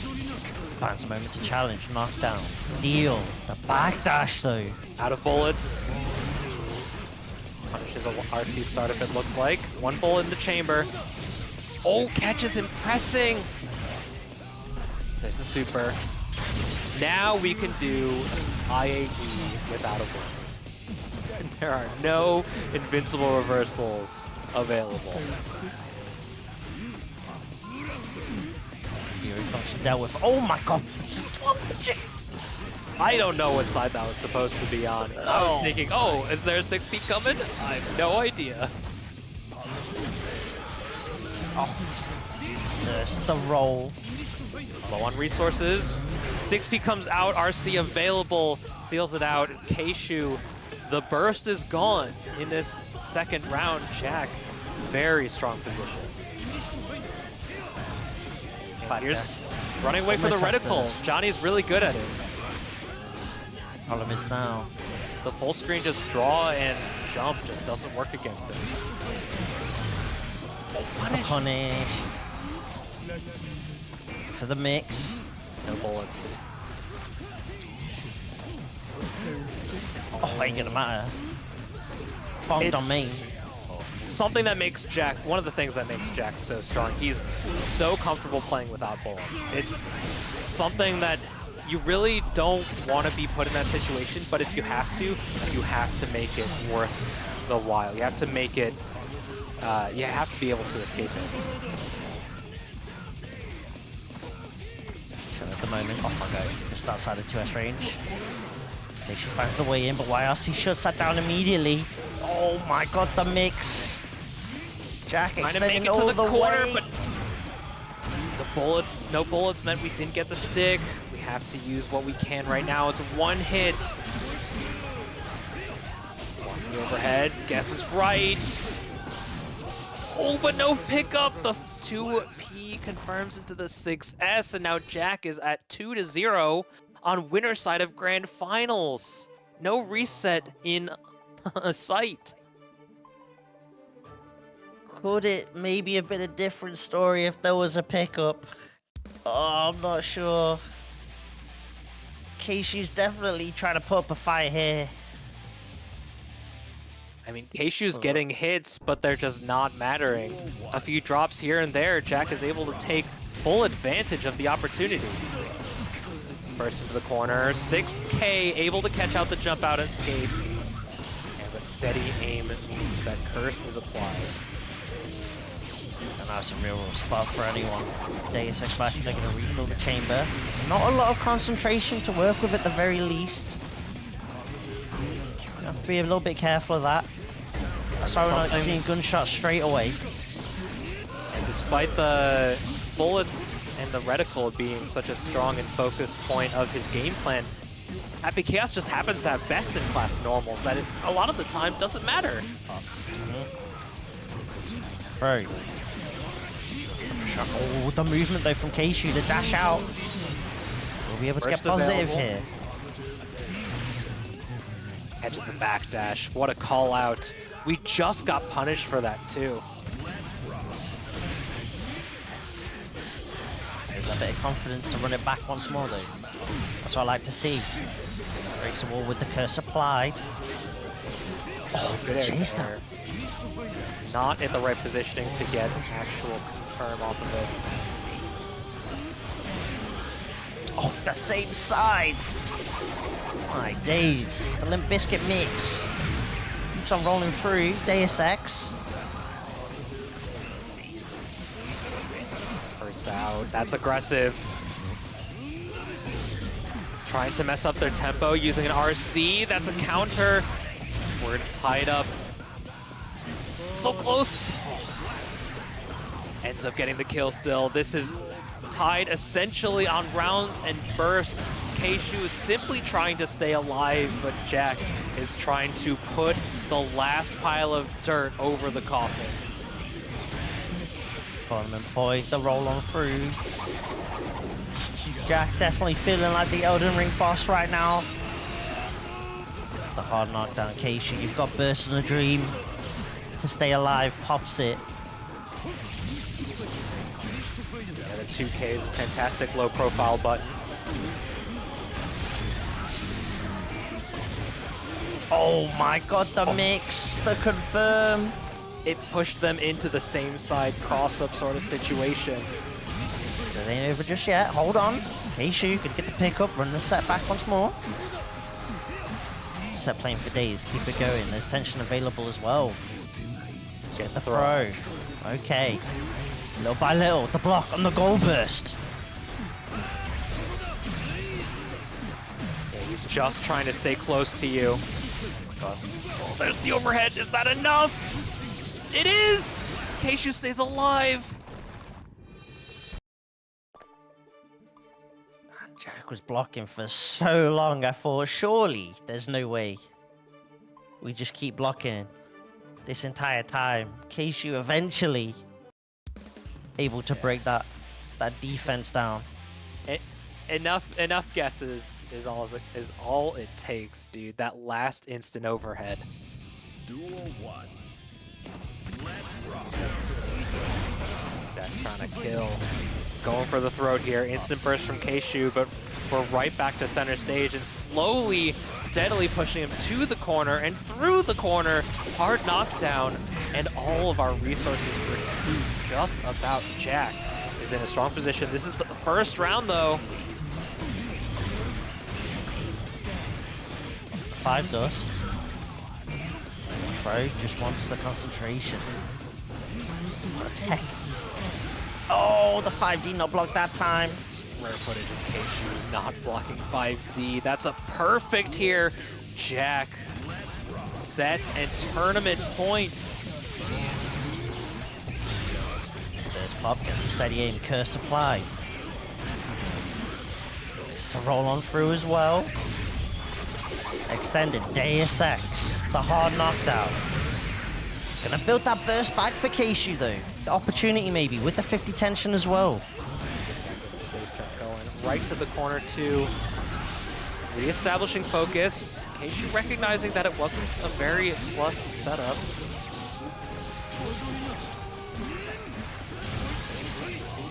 Gets the misfinder, gets the opener, and Senga. Overdrive at the wall. That's good damage, but I don't think it's a kill. Not quite, needs something, needs one more. Just that little bit extra, but the 5P on the wake up. I think we've been a little bit greedy with that setup. We're gonna go through the wall, hard knockdown. Kshu perhaps on his last legs, but he does have a full stick of butter. So tricky. Oh, I think that was a 6P attempt. He got deal instead. Crazy bluff for the close S. Bringing Jack back down and clips the legs. Kshu still, somehow, some way, holding on, staying alive. But the problem is, last round situation with no burst. It's just the green light for Jack, if anything. Concentration gone though. Yeah, but you're basically right back up. One bullet in the chamber. You gotta ask yourself, gonna fire 5 shots or 6? Oh my god. Oh, no YRC available if you just get hit. Oh gosh! The fallen JK, it's no joke. The burst pop by Jack. With tension. Oh, avoids the grab. Slingshot out of there. Force it in the 50-50, no tension available, but so close to building burst. We get the confirm on the harsh slash wild assault. We tied it up, it's 2-2. Kshu still alive here, still fighting. Oh my days. Game at 5 in possibly just the first set of grounds. That's the thing we've got to remember. Yeah, if he does happen to pull out the reverse 3-0, there's one more set to fight for. And that is going to be tough because this has been mentally taxing. Duel 1. Let's rock.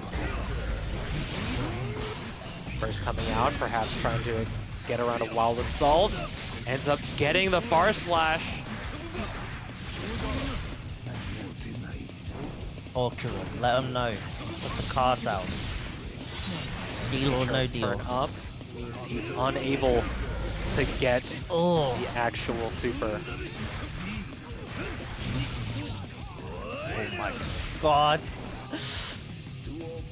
I swear, Kshu has gone overhead when tension or card available at least 80% of the time. In the zone right now. Oh, attack! Chasing down. Oh, actually gets the pickup off this as well. First hit deal ends up working. Goes for a different setup. The JP into the deal. RC gives Jack the opportunity to pressure. Oh, I saw close slash coming out. Yes. Oh my god. Game 5 grands, you just let it rock like that? Oh, out of bullets though. Jack's been spending. Wasn't paying enough attention. Ooh. The burst comes out. For the shimmy. Oh my god, the punish. IBFD in. No bullets in the chamber right now. Oh my god, the space on misfind. The fallen JKs. My heart. We have a reset. Jack has been sent to losers. Kshu with 3 straight games. And 2 straight rounds as well. No set point in sight for Jack. We're now joined here on the loser's side. Kshu versus Jack for TNS 145 Guilty Gear Strive. Final set of TNS Strive 2024. First gone already on the side of Kshu. Empty low connects. Oh my god. The awkward reset. Jack is having just a few resource mishaps here and there. I have to wonder if fatigue is setting in for him. Happens to not matter in this situation. We're at full resources. YRC comes out and the throw is teched. Yeah, the hitbox already active there. Jack able to pick up this first round in convincing fashion, but Kshu has a burst coming up in just a moment. Spend that burst key to try and get some pressure going with the Wild Assault. Counter hit starter for Jack. This will be a building time for Deus Ex to break the wall.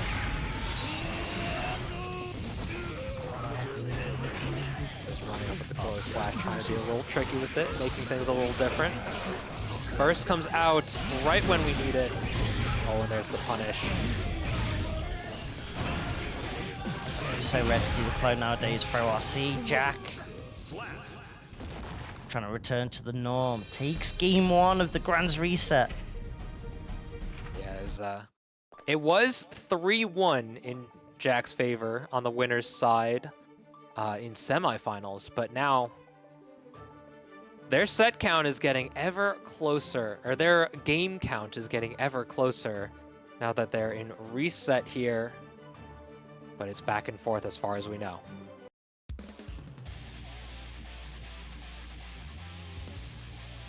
Let's see what happens.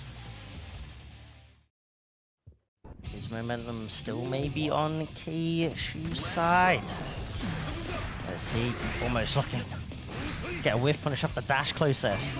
Jack had the draw and the instant bolster there to defend, but now gets the burst out and Vault able to punish.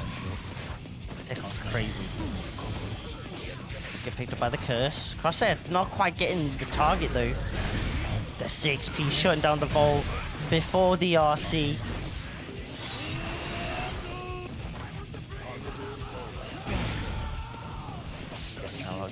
Oh my god. The Happy Chaos confirmed, the classic. This is just a sandbox of a character. Lets you do whatever you want. Every hit is a confirm. Every hit is a knockdown. As long as you have bullets, as long as you have power, as long as you have focus, you are able to keep the compound going.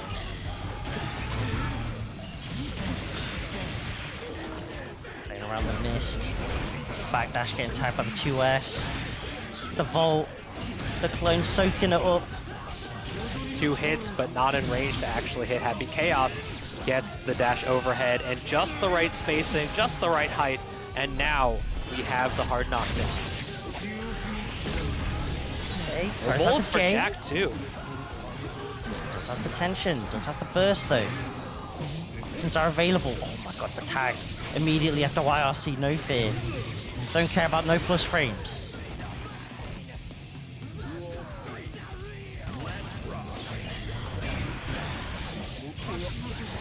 What a challenge. Damn, Jack says right back at you. Oh, gets the 5D again. And now we've recouped our resources and caused the Veter bonus.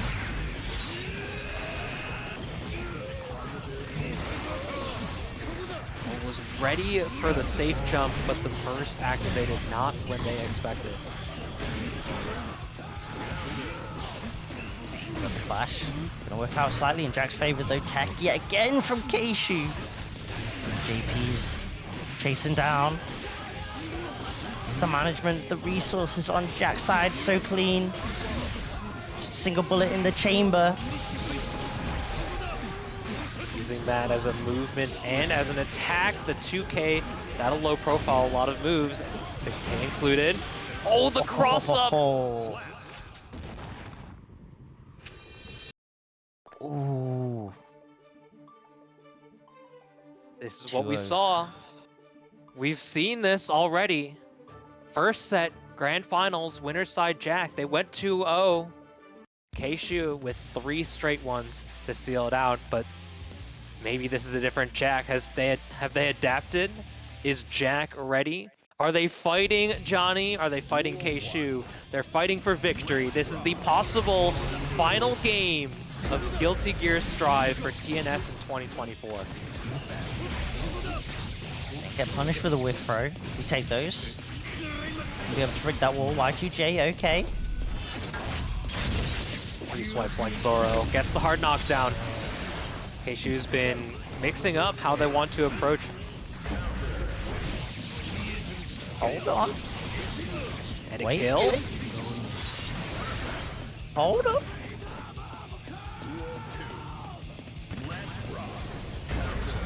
6K, but the jump 2K pogo stick allows us to get down. Curse applied. No escape. Resources all recouped. We have the curse applied. Burst available for both players. Decides to use gold burst. So low. So low. We'll be able to now retake. Keep that positive going. No way. Steal a game, steal a round, all because the gold burst. Never mind. Back throw. Shuts down all the momentum, the incident. Yeah, but Kshu regained all of their burst back using that positive bonus and the wall break. It's not gone on the side. Oh my god, this time. Over Crazy the stuff. Using the blue wall assault just for a little bit of corner carry without spending too many resources. Recovers bullets and gets the hard knockdown. Like shield, shutting that down immediately. Gets the pickup. Knockdown. Deal. Tech on the throw. Chasing down the backdash. Jack with the pickup. It's going to be close to death, but not enough to kill here. One more interaction in stock. Kshu, they might build their burst back, just not quite enough. Super or RC available. 5D! Oh my god, and block the burst as well. Oh my god. And you've got the tension available. Just finished the combo. Oh my days. This is just what I was talking about. Oh my god. The Kshu clutch factor has been so real. So real tonight. This is crazy. At the end of the night, we might have to rename them to J-Shu. Oh my gosh. That is... Oh my... What on earth is happening? Duel 1. Guilty Gear, brother. It's Guilty Gear.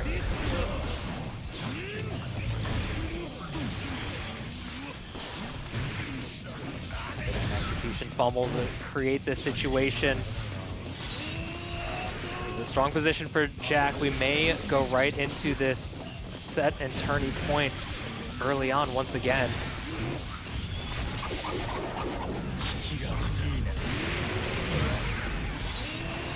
Let's see. Oh, empty throw.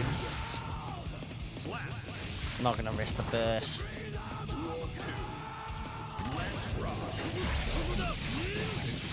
Strong confirm. This is gonna go through the wall. Selects the hold burst. Kshu gets meter bonus. Gets some solid advantage and spends a red Wild Assault once more. Just resets the situation.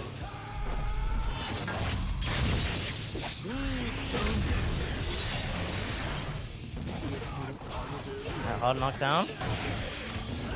Backdashes after the JP and goes for the raw cross-up without any shenanigans there too. Oh, that was so close to catching. I think if the 2S was active just a little bit longer, that would have connected. PLC was cracked. Oh my god, speaking of cracked, that throw, no roll. The slightest bit of stutter. Still, how is this Johnny still staying alive, Jack? Still on tournament point. And the 2S confirmation off of Red Wall Assault. Somehow just keeps on fighting, it's crazy. He puts them into the corner. Able to move back and forth. This is an offensive position. This is a strong connection, but the burst removes them from the corner. Might even go through the wall like this. Couldn't make the combo any longer due to the focus. That puts them in a strong position. Right, gets the punish. Putting a card out. Oh my god, the 6K on the steady aim.